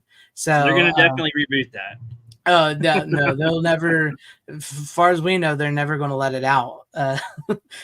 There's been some hints here and there. I maybe see them trying to capitalize on it and making it like a feminist dream or something. No, I doubt they'll ever do that. There's Revenge of the Nerds Panty Raid edition for $7 DVD. That's the DVD. Yeah. Yeah, I think I might get that. I would, if you could get the hold of the Blu-ray, I'd suggest a Blu-ray. But if you can get a hold of it, I would, because it's probably the only form of physical media you'll ever get of it for a while. Unless Sony, with its new deal with Disney. Yeah, it's surprisingly still somewhat available. Crops of it'll pop up here and there. It's not on Disney Plus. No. Actually, you can't even buy it on video on demand. The only way you can see it is either by getting the Blu-ray, or it pops up once in a while on HBO Max, and I can't remember what other service still has a license for it. Well, it's just but I'm thinking is once the license runs out, I think they're going to make that movie disappear. Wow. It wouldn't surprise me. They've put other things that Disney owns on Disney Plus now, like Alien and other stuff that you think wouldn't be on their streaming service, but they are now. They're mixing the thread. But no, this is one of those movies. Once you watch it, you'll understand why they will never, with all like the sex and the even like the characters, like even like the gay guy, like one of the competitions is the javelin throw. Right, so they throw the javelin. Whoever can throw the javelin the farthest wins. So they like, oh, this guy's a master of aerodynamics, and he designed this javelin for Lamar, who's the black gay guy, to coincide with his lip-wristed throwing technique. And so he's like this real lip-wristed, really gay, like throwing, So and that you probably couldn't get away with that at all today. So. But yeah, there's a lot of stuff in it, and it's just a fun movie, and it's a Revenge of the Nerds, man, who stand up for the nerds. So okay, I just bought it right now, so I will try to watch that before next week. Should get here by Friday. Revenge of the Nerds will go next to the Song of the South. You're probably not far off. No, but like there's a lot of stuff in that movie that you really can't get away with today. But it's a fun movie. It's a great movie. It's, the second movie is good too. They went from an R rating to PG-13 in the second movie. You barely noticed though, but the first one was made before PG-13. The only thing that would have made that makes the first movie R anyway is the boobs and the F words. There's so many of them, and the bush. Well, yeah, clearly the bush. Yeah. Yeah, there's no boobs in the second one or F words in the second. But I mean, in actuality, a lot of that you possibly could have got away with because none of it was really in a sexual context per se. No. I mean, the MPAA might have argued that the guys are trying to get their jollies off it or whatever. But that being said, I mean, they aren't actually having sex at the time that they're nude, so. That was always the stipulation previously. Nowadays, it's like boobs equal R rating automatically for some reason. Yeah, but, yeah. Like, yeah, you used to be able to get away with at least a set or two, as long as it was just like a quick shower scene or what have you. You know what I mean? Somebody getting dressed or whatever, just a quick flash. They obviously were inspired by the Brady Bunch to have those scenes. Well, I always remember the great example is always like Police Academy 2. Because they got away with the two sets of tits in the opening shot. It's just basically their tops get pulled off from whatever inciting incident. I can't remember now. Right. And they stand up and they slap somebody behind him because they think he stole their tops or whatever. And that's it. Like that's the joke. So like, I mean, it's in a way that it's done in a humorous way. It's not in a sexual way or exactly. It's all about the sexual connotation. Like with the word shit or something. Like if as long as it wasn't literal, or if you could only say it if it was literal. The same way too. Yeah. It was different. At least it used to be. You could say fuck you and it'd be PG-13, but if you say I want to fuck you, then it's R. Right, you can't. Yeah, I got you. Yeah, which is funny. I just purchased the movie though, so I will. Well, I hope you like it. I mean, this is one of those movies like much like Gremlins. If you come and slander it, the crowd might turn against you. So we'll see, but you see, that's the thing here again. It's almost a year of me, you guys. Almost a year of me. And you gotta experience what I think. So this is an all-time classic and stuff. Which reminds me, speaking of which, it doesn't really have nothing to do with it, but I do know from the nude scene in Uncle Sam, the girl that does the nude scene, she only agreed to do that nude scene if she got to keep one of the masks the Uncle Sam guy wears. So they gave her one of the masks just so she would show her butt and her boobs in the movie, along with her paycheck. But yeah, no, I really love Revenge of the Nerds. It's a great movie. I hadn't watched it in a while. I know Tom had brought it on before in the past. I don't know if it did. Yeah, we talked about it. Did I? You did Toxic Tuesday with Nick Weiser. Oh, that's right. Yeah. And you brought it on. So yeah. I've probably seen clones of this. I actually bought another copy since then too because I caught it when it was on. They actually had some on Amazon and it was a decent price. And yeah. So how much did you pay for it, Rook? $7. I just bought the DVD. Okay, yeah. The DVD. Yeah, if you're gonna do that, you should have bought the 4-pack if you can still get that because then you get all 4 movies. But yeah. I got you. Well, I'll see how this one is first with it, and I'll see what that is too for the price. But let me look. I spent a lot of money this year on movies, so I'm trying to really not go too far over on getting Spend a lot of money on movies. Who does such a thing? I'm gonna have like 20 days off at the beginning of September. So like, never mind. The box set's like $95 right now. Yeah, it got expensive. You can get it used for like 30, but Holyfield wants to come hang out with me. If I he'll come to film. the house Right. if you don't enjoy the film. He's gonna come out. He's gonna come to my house and he's gonna hang out. He's gonna show me his movie. There's probably still aspects of the second film that they probably wouldn't like either. But probably, yeah, probably. You know, it is kind of surprising. Yeah, I'm surprised he's not in it. He was probably too old by that point too, because they're supposed to be college age. I'm surprised they didn't try to find a way to work him in like the sequel or something like that, though. But yeah no, I mean he was getting already probably up there by that point. I don't know if he's ever talked about that or not. I don't think he has. No, I don't think. You know, that's something that I just honestly just figured out watching this after seeing this movie 100 million times. The girl that Lewis, is it Lewis? No, Gilbert. Which one's Gilbert? I'm trying to remember now. After I just forgot. Gilbert is Anthony Edwards, right? Anthony Edwards, yeah. Yeah. Okay. The girl that Gilbert falls in love with, who's also a nerd, she's in Real Genius. She's the chick in Real Genius. The one that the kid falls in love with, that comes in, that lives next door. I did not realize that was the same woman. She really changed her look from those two movies. So I just I don't know why I never noticed that before, but she's in both those movies and both sort of like nerd movies. But I did try to watch the TV pilot for the show once again, because I've tried a couple times to watch it and I've never made it all the way through. I still didn't make it all the way through because it's really bad. Yeah, I've made it through, but it's stupid.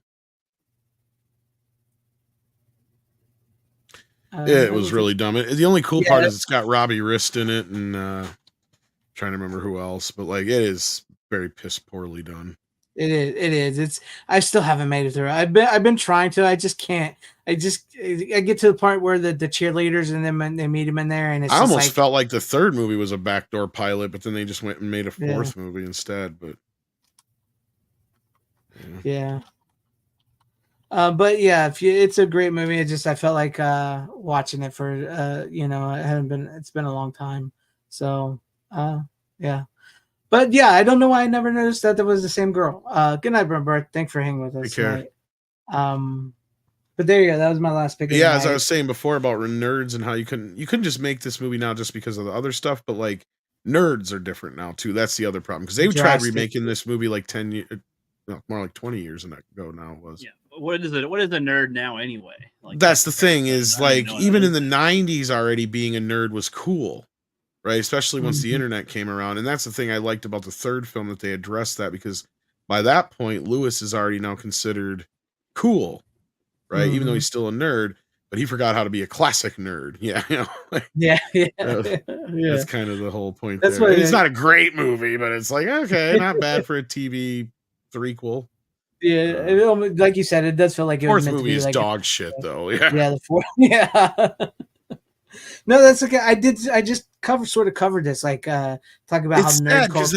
Most of the original cast back for the fourth movie, as opposed to the third one, which has a lot of them, but not most. Yeah, of them. no, most of them. And then the stupid shit they did to Gilbert in the third movie was dumb too. But yeah, I don't know why they even bothered doing that. So stupid. I guess they needed him in there, and they knew they weren't. Well, it was more like a fuck you to Anthony Edwards than anything. Look at this big fat fuck playing him. It's like. With long hair, douchey hair, yeah. Like what the fuck? No, but you're right. I sort of covered this on my channel in a video called "Nerd Culture Shouldn't Have Gone Mainstream," and you would not believe some of the comments about what people talking about. What is a nerd? What is a nerd? What is nerd culture? Nerd culture was never real. You're just making it up. You're a gatekeeper. So, that's what I'm saying, because those people that are saying that to you would probably say that they would say Revenge that they of the themselves Nerds is nerds, and it's a like, fucking documentary as far as I'm concerned. I'm fucking booger, y'all. Like I grew up like I hung out with these guys. That kind of person wasn't real. I would have to say I'm a bit of a fuck that. I knew I was the booger in most of the groups, man. I'm not stupid. I just I mean, I was that stupid that I wasn't as smart enough to be as smart as the smart guys, but I was clever enough not to be as dumb as the dumb guys, right? Like, Right, right.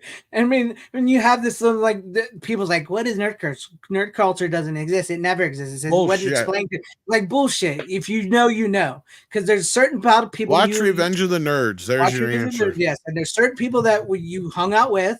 If you're into this like stuff, if like you're into Star Wars or Star Trek or Battlestar Galactica or D&D or even like certain, like even heavy metal, sort of like you could be like a heavy metal nerd type guy. Okay. So, there's nerds, geeks, and spazzes. Okay, see, that's what Joey's going. Okay, nerds can do your taxes. Yes, they're the geeky. Always figure out how to. The first guy with every technological thing knew how to run a computer. The guy you called when you needed a computer. The geeks are the ones that always knew the weird shit. Yes. Yeah. The geeks kind of okay. What's sad about this is a lot of the people that evolved from the geeks are the people that are now claiming that there's no such thing. Mm-hmm. That's the sad part. Because the geek category, sorry, I was chewing on something. The geek category is basically where all the fucking queers and shit fall into. Because we were always accepting of queer people. Yeah. We never had a problem. Because guess what? We were the same. We weren't picked for the baseball team either, buddy. We know how it feels. Yeah. Yeah, no one showed up to my birthday last week either. Yeah. Oh, people pick on you because you like to kiss boys? Well, that sucks. Exactly. It's like there is a culture around it, and people, for people just like to cover their eyes over it or say it was never real or that you're a gatekeeper. I really don't think. Oh, dweebs and Poindexters are like extreme nerds. I would. That is the yeah. And yeah, spazzes are like Jim Varney and stuff like that. Booger would fall more in a geek category. Sorry, it's my accent where I live, man. I know it's Trek, not Lamar, track. being a gay black dude, would have fallen into the geek category, not necessarily the nerd category. Yeah. Poindexter, on the other hand, like he's uber ultra nerd. Yeah. Like Lewis and Gilbert are just on the cusp of that. And then you got the rest of the guys who are kind of down the line, all the way down to the young kid who's like on the verge of being a Lewis, basically. Yeah, Wormser, yeah, thank you. Yeah. I would say. And then you got all the unnamed fucking nerds in the movie that like they're kind of there and then they're not. Like, sometimes they're in the background and sometimes they're somewhere else. I mean, you have Takashi as well, the foreign exchange student. Oh yeah, well of course you have always the foreign exchange student that nobody, you know, either you don't know where he come from or he's like, yeah, clearly he's a nerd if he's Asian. So yeah. Yeah, of course. I mean, it was a different time and everything, and then it's like everybody got to I often go back to the joke even with the 21 Jump Street movie where like Channing Tatum's like he's like, oh, we're going back to high school, I'm gonna be cool, I got this, and then it's the other way around. It's what's his name, he's the cool kid because he was the nerd and now everybody's like him, and so now everybody, it's not the same, so yeah. I was gonna say, like, so nerds and geeks were not really sports players back in the day, right? Not typically. I mean, some could, like Gary from Pop Culture Minefield will tell you. Yes, some nerds and stuff could play sports and stuff. Usually, like bowling league. Well, right, like billiards. Yeah. Right. Well, no. So, like, what I'm getting is like in my generation of stuff, like a lot of the like guys who did sports were also doing like cards and stuff and video games. Like we were in the nerds were grown up with sports as well, like of my era. Like we would we'd go play basketball and we'd chill and play video games, like kind of thing. And sometimes like Yu-Gi-Oh. Well, nerds were usually not expected to be overly active. See, that's the thing. I gotcha. Because my generation it was very much a mixed. There were a couple of the ones, and those are the ones even we'd kind of be like, "Come on, dude, join us." And like, no, I don't want to. Because part of being a nerd or a geek is you're antisocial for one, outside of your own clique. Right, which there still were the more antisocial than others, I guess. But a lot of people did usually have a group of some kind, even if it was a group of antisocials, you could kind of say. A lot of them were. So there's some that would just sit around and read their own books together. It was like, I don't understand that because nobody's talking. They're just around reading a book. What's wrong with sitting around reading the book? I do No, that nothing wrong with sometimes. it. I was just saying it was just I couldn't imagine myself just, hey, let's hang out and we're just gonna sit and read our own books and not talk at all. It's like, I've done well, why would I? Okay. Yes, and then you got the other side of it. Yeah, the jocks, the preps, the rednecks, the gangstas. Yeah, I feel like my The generation stoners, the my generation reggaes. had a But very see, like some of those mixed guys would always cross over. Like, and you did. Your Yeah. generation was probably much more eclectic. Like our generation was already kind of starting to cross over a bit. Because Nerds, that movie is actually the generation technically prior to mine and Greg's. Mhm. So by the time Greg and I were already getting to high school, Nerds were already kind of cool. I could kind of zoom in and out of different groups.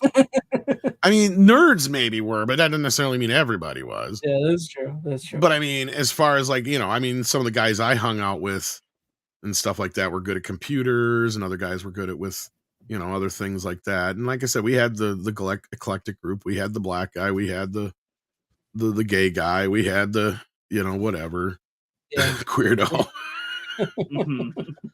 the emo guy, Oh yeah. I had a few. don't forget the emo nerd. Yeah, that's I the had a one they're few missing in these movies. Yeah. That might have been more of a 90s thing, though. Those are the guys that always showed up to every fucking Halloween party dressed as the Crow.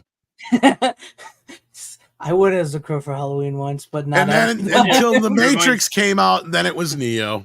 It reminds me, the way you say that reminds me of the South Park thing where the goth kids are like doing a talent show thing. They're like, no, not gonna be in your talent show. They're in it performing, talking about how they're not gonna be in it. They don't like it. I don't have any pictures of it. But Well, I love that Joey brought up cash attracts fleas and locusts. Here's the thing.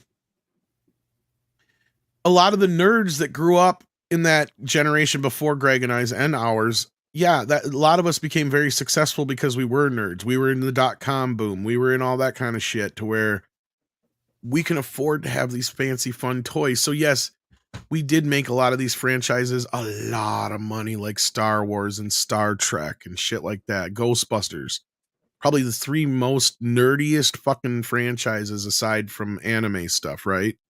And that's the thing. The people that I knew were into anime and all that kind of stuff back in the day, those were all the nerds and geeks. I feel like in my school, that was like a different level. That was can you step up to that level? In a way it was, but like level? Now that it's all kind of mainstream, like Greg was saying, right? Like a lot of geeks and nerds are rejecting some of this stuff, not so much the anime and whatnot, but like the whole, like the whole idea of like, you guys have just kind of invaded our shit. It's not that we didn't want to be inviting. We're not so much gatekeepers, but you all come in here and you decided to change shit up. That's what we don't like. Well, it's like, no, you could say it more plainly. They kind of desecrated it. Oh yeah, absolutely. Like they've desecrated it, and you're trying to make sure they don't break any more shit. Like what really irks me is like when I see somebody who clearly knows something about like Star Wars or something, who's like 40 or older, talking about how this is why like Star Wars or whatever, and then you have somebody that's clearly like 20 years old or younger telling them like, oh, Star Wars wasn't made for you, you're not welcome here. That's like that pisses me off so much. Even if I Sorry, go ahead. No, go ahead. I was gonna say we're Eddie Murphy and basically in trading places. Nerds are. We're inviting at first until we realize you just come in to break our shit and drink up all our booze. Yeah, and all that shit. And we're like, get the fuck out. Yeah, exactly. I interviewed for my job the job recently. We're trying to get some new people on board. I think I told you guys this, and my last question is, what's your opinion on the current state of Star Wars right now? that's my question, to see what their answer is. Because if they're just like, oh, Disney Star Wars is so great, I'd be like, get the fuck out of here. But they put you in charge of hiring. It's just like, this is important for customer service. You gotta, if you don't know, if you think this is great, you're not gonna do so well. I'm pretty sure. Yeah, but I highly recommend Revenge of the Nerds. It is an all-time classic. And I got to be honest with you, Ricky. If you come back and you say you hate the movie, you may have a lot of people turn on you. Well, we'll see. I'm not going to base. I don't think you will. Base my opinion on this one. Yeah, I think you will like this one. And I hate the stigma this movie has now. Fuck this bullshit. Just because, look, is it right that these guys are spying on women? No.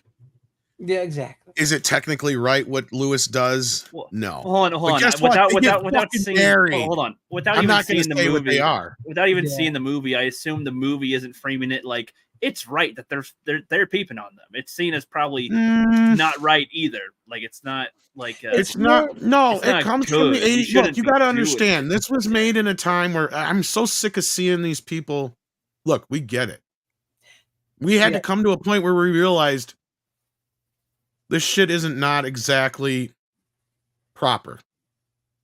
It was so untaboo or like boys will be boys kind of thing for so long that as long as boys weren't actually acting on anything and they're just peeping and doing the shit like that, that was always seen as kind of like harmless fun. Yeah. Or still, panty raids and shit. They were all usually, normal. Yeah, those were usually like really risky to do considered because normal. if they get caught, the girls wouldn't like them or they tattle on them or something, and so it's like I don't know. Yeah, there was a risk element, right, to doing that. I assume it wasn't to me. So if there's a people risk, treat it like it's a bunch of creepy like adults doing this shit. It's like no, it's teenagers and teenagers. So what and I'm stuff framing, like that. so what I'm trying to get at is the framing is more likely it's risky, meaning they know you shouldn't be doing it, but they're gonna be trying to do it because they're curious and whatever. I assume. Again, I haven't seen the scene, but it's well, the movie's called Revenge of the Nerds, right? Yeah. So already they're getting their revenge on both the preppy chicks and guys. There's a context. They keep is what bullying I'm them. At. Yeah. It's like one of the reasons like they play it off well, like because like they joined the black fraternity, like they literally burn a nerd sign in their front yard. So very and much what the girls do is just as bad too. I mean, like that's the thing. People let them off the hook. It's like okay, so the hazing and the bullying that everybody was doing is okay, but am I going to say that it was okay what the nerds did? Technically, no. It's because now it'd be considered illegal. But back then, it was not as taboo. Yeah, and we got to stop looking at these movies through a modern lens. Exactly. That's the biggest problem. Is people today look back and like, oh, Revenge of the Nerds. Well, it's even like what I mentioned earlier to you, Tom, with the special feature with the Hitcher. Like one of the special features that the guy wrote is like the queerness of this movie. No. Stop looking. I don't care about that. Thought about that. Stop looking at this movie through your modern lens. You can't do that anymore. It's a different time, different movies, different meanings. Saving Private Ryan was pretty gay. How they all were trying to save these boys together. So gay, they're trying to find these brothers and everything. Like, I could see somebody trying to spin it like that. We know what they mean. This group of men. I didn't see any women in that group. Did you? No, they're heavily gay. They have to be having sex together because that's. I love one of my favorite scenes in Revenge of the Nerds though is when John Goodman's giving them all the pep talk and just before practice, and the nerds have slipped in the liquid heat. Oh yeah, into their jock straps, and they're all writhing around and itching and screaming. And finally, he's like, "All right, everybody, hit the showers." Yeah. Ah, shit, we forgot to practice. Like, yeah, coach. And then I also realized that one of the jocks there is Captain America in the Captain America movie. Oh yeah. So the original '80s version, their Rook. But no, yeah, it's a great movie. I love it, and I think we've gone on a little bit. So let's get to and Porky's the same thing. Media Archive, Mike. That's a movie that's on that Mount Rushmore for sure. Yeah, Porky's will never be remade. But hey, you might be getting Porky's on a 4K eventually from if a UK release at least. So yeah, because I think somebody else owns it in the UK. Yeah. So let's go to you, Tom. What's your final pick of the night? All right. I got a couple of Criterion titles from the Criterion sale, and this is one I've been wanting to get my hands on for a while. It's called Fantastic Planet. It's a very interesting sci-fi film from France and Czechoslovakia, I believe. Oh. In a new restoration from a couple of years back. And I didn't even know it had an English version as far as dubs. And actually, it has some stars on it, like the guy who did the voice of Batman on the old 70s cartoon. Oh, really? So I'm sitting here watching, I'm like, I know that voice. And it's also got Barry Bostwick and shit like that doing voice. So yeah, it's an interesting story. It's how do I explain this? Wow, it's trippy. Yeah, I was gonna say because I've never heard this one. So You haven't, okay? no, I've not heard of this one. I think I've seen the case before, but I don't think I've ever actually know what the movie was. Okay, so you got these big blue people. They're like giants compared to the little humans, as you see the little guy there. Okay, so I don't know if they bring this up in the movie because I had to look it up afterwards. It's based on a book. Because this movie really truncates whatever story is in the book, obviously, because you have a narrator really busting you through this story real fast. It's barely over an hour long. Mm-hmm. And basically, humans were brought to this planet years and years ago, but now they've multiplied so badly that they're basically seen as vermin because they eat the crops and, infest things and all that kind of shit. We're little assholes. Yeah. We're a plague upon this planet. We F like rabbits, we feed like pigs. So yeah. But it starts out that we see this mother running with a child, and then all of a sudden this big blue finger comes down and stops her and knocks her over. And it keeps knocking her over, and it flicks her and all this shit, and she finally dies from all the damage that it's inflicted on her. And the baby's left alone. And then we zoom out and we realize it's just a couple of boys fucking around with the human. And they call him Ohms. And the boys run off, and then this girl comes by and sees the baby crying on its own and decides to take the baby home as a pet. And the kids do have pets. Well, when you say the girl, you mean the giant blue people, a girl or a human? So that's who's on the cover here. So this is the girl actually that takes him home. Okay. So basically she takes him home, and she's probably like 9, 10, 11, somewhere in that age range. I don't think they really say, but just so you have an idea. Mm-hmm. Maybe a little older. But so during her lessons and shit, she keeps her own with her all the time. She calls him Terror because he's a little terror. Also, they came from planet Terror, Earth, the Terran. Anyway, yeah. So clearly, obviously, so he is with her when she's getting her lessons. The way she gets her lessons is through this headset, and it just kind of literally feeds the information into their brains, a la Matrix-y kind of thing. Mm-hmm. And so he's soaking up the info too. So he's becoming smarter and smarter and smarter and smarter and understanding their world and all that kind of shit. And so he keeps trying to escape, and they got this thing on him around his neck that she can control him with and pull him back whenever he gets too far. And so he finally gets away, and he meets up with a bunch of other Ohms in the park. And from there, it kind of becomes this thing where he's smarter than the rest of the Ohms, and he starts showing this group things, and he can read and other things like that. And I'm jumping ahead a little bit, but they see that on the warning is up on the wall that they're gonna clear the park of the Ohms, because what happens, they do it every once in a while anyway, but some of the boys are fucking around with some of the Ohms, and they all gang up on him and kill him. One of the blue people. So now they're like, okay, we got to take care of this pestilence. These Ohms, we got to get rid of them. Yeah. So he sees a sign that they're going to fumigate the park. So he's trying to warn everybody that all the other Ohm tribes that the park's going to get fumigated and shit like that. And they get driven out of the park, and whoever survives, basically. And again, I'm jumping through a lot of shit that happens here. They end up on the other side of the park in this junkyard of where the blue people have kind of abandoned, where they left their old technology and spaceships.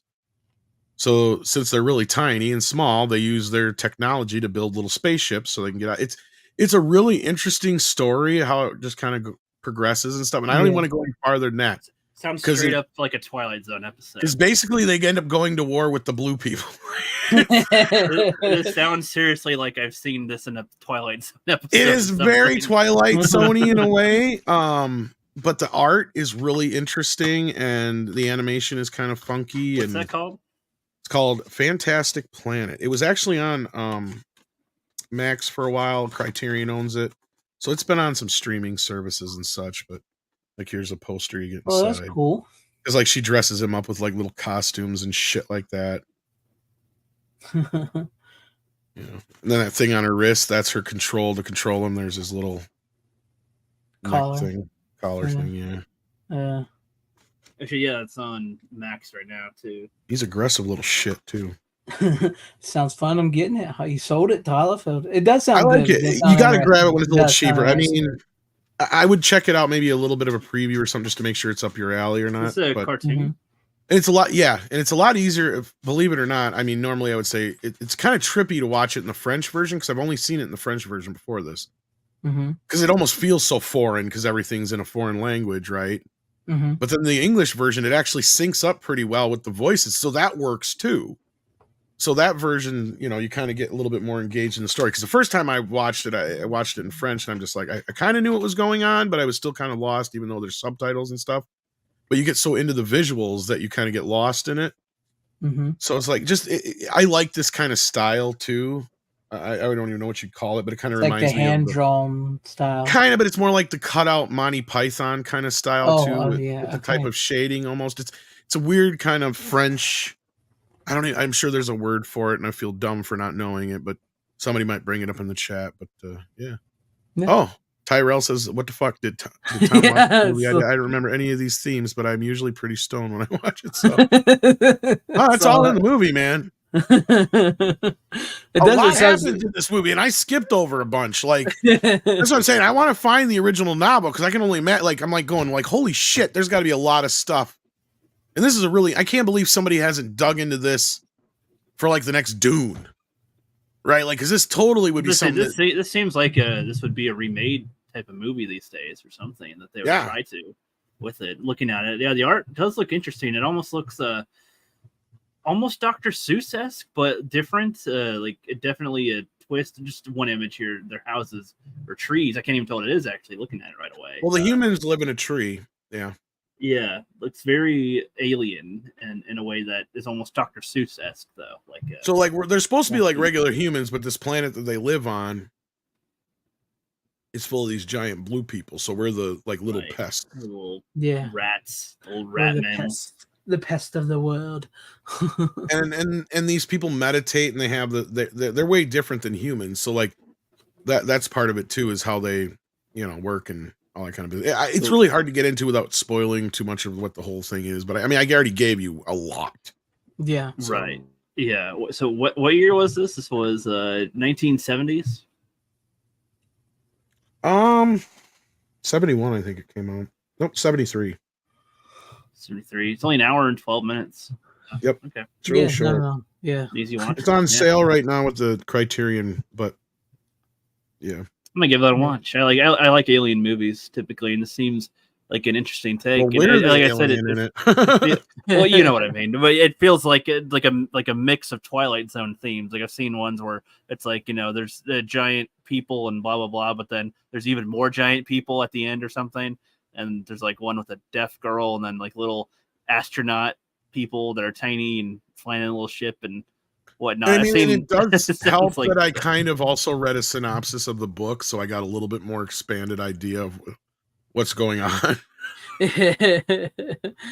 So that might also be why Tyrell was saying that. So like I that's the reason I understood it a little more, as I went and read the synopsis, and I'm like, oh, okay, I totally get this story now. Like there you go. Because it does just kind of jump through a lot of the shit, and it does kind of feel like a Cliff Notes version of what's probably in the book. Yeah. Because reading the book synopsis, it sounds fairly similar, and it's like, but you get a little bit more setup of like, yes, we came from Earth, we were brought to this planet, and now we've kind of taken over like a rat infestation almost, and so we get fumigated every 2 their years, but it's like 45 of our years. So there's like no humans over a certain age except for this. In the one group, there's elders in certain groups. So somehow they survived the last fumigations. Right. So like, it's this whole thing in the book. So they get more in depth in the book, clearly into what, the whole politics going on there and everything. Yeah. That's good. It's amazing. I'm just referring to the art style, to what it's similar to. Dr. Seuss-esque. It's just at the one or two images I just saw reminded me of very Seuss. Rubber Dub. Yeah, they give them as pets. Like I said, they're kind of like, like how people would have gerbils and shit or whatever. Yeah. Yeah. Yeah. That's interesting. They dress them up, teach them tricks, have them fight with each other and shit. Like that's why I said he's a vicious little bastard, because he kills. They're homo fighting. Homes. Homo fighting. I don't know. Homo sapiens. I guess you could call it that. I don't know. That's cool. But no, yeah, I think I remember seeing the case of that before, but I don't think I've ever actually. I know I've never watched it. So, sounds interesting. It does. It does sound like an interesting, weird, trippy movie. Excuse me. Alrighty then. So I guess that's it for the night. That was your last pick, Tom, I believe. Yep. Yeah. So there you guys go. There. I hope we provided you guys with some great entertainment tonight from us and from the movies we shared. So I appreciate you guys. Indubitably deed. I was just doing the entertainment tonight music for you. Covering over 10 movies tonight, and we're under 3 hours. That's like amazing. Yeah, I tried to keep it pretty tight. I can't believe it. But nah, I appreciate you, Tom. It also helped that we synced up on one without realizing it. Yeah, I did not expect you to have Uncle Sam. I really did not expect you to have it. I figured it's like that's me because I'm the slasher horror movie guy type, and you got it. So that was cool. So, well, yeah. I mean, I just got a lot of shit I ain't watched yet. Yeah, you have a horror room, I assume, of just horror movies or something. I've never actually split my movies up by genre because me neither. I am so OCD about that shit that I get like, okay, where does this go then? Well, then what does this qualify as? It's like, well, wait. Yeah, I know. Is this going horror? Is this going thriller? Is this going sci-fi? Is it going, Yeah. Is it a comedy? Movie, is it a drama? A comedy? Or yeah. Yeah, I know what you mean. Yeah. So I just say fuck it and do it alphabetically. What about if the spines are numbered 1, 2, 3, 4, 5? All right. Alphabetically. Stop that shit. But the exception is like, okay, so if you have like a movie that has sequels that have different names, it will start with whatever the first movie is that came out chronologically by year, and then all the sequels following. So like all the X-Men movies, even though Logan and stuff like that. It's actually even Star Wars. They're all right? together. Like, you don't have the Star Wars is just under Star Wars. Godzilla's under Godzilla. Well, I mean, you probably don't have the prequels first in it. You have the originals and then the prequels, I would imagine. Yeah, I have them in whatever production order usually. Yeah. I generally don't put things in, like if there's prequels and all that kind of bullshit, I don't usually order them in that way. I just usually order them in the order they came out. Release date, yeah. Yeah. There you go. Like off to my right here that you can't see on screen, like off to my right over here. Like I've got my whole Godzilla section up here. And that doesn't even count the big book. And it literally takes up like that much of a section on the shelf.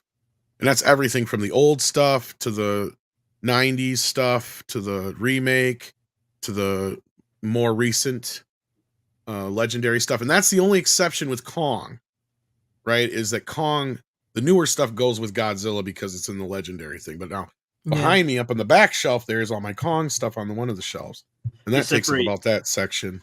Do you separate TV shows from the movies or have I used to, but not anymore. I used to separate DVDs as well, but not anymore. Yeah. It just got to a point where it's just too much of a pain in the how about ass. ABCD? Let's just do that. Just ABCD. This is too much.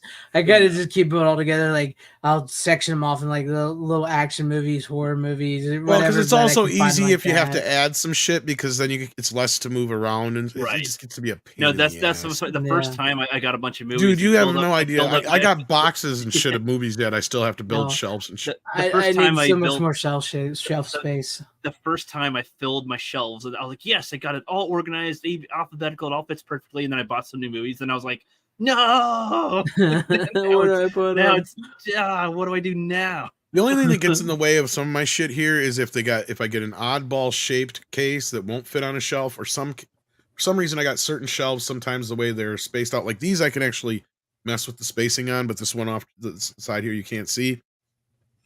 It has pretty much set links, so there's certain ones that it won't fit DVDs on. Right. Like there's like certain levels for some reason. Some levels will, some levels won't. It's just it's an oddball that somebody actually put together or something like that. I don't know. It's really weird. But yeah. But I pick up shelves whenever I can. I need so much shelving all the time. Like you can't see it, but I got like this one over here in the corner now. It literally just has a few things on it. I've needed some new shelf space for quite some time now. Like I don't know. You see that's just a little shelf of DVDs right there, and then Right. like my big stuff's over here up against the wall. So I'm running out. I'm running out of space so bad. But thank you guys, Rook and Todd, for hanging with us. Everybody out in the chat that stuck with us. Everybody out home watching. I appreciate each and every one of you guys and for all your support. And as always, you don't have to go home, but you can't stay here.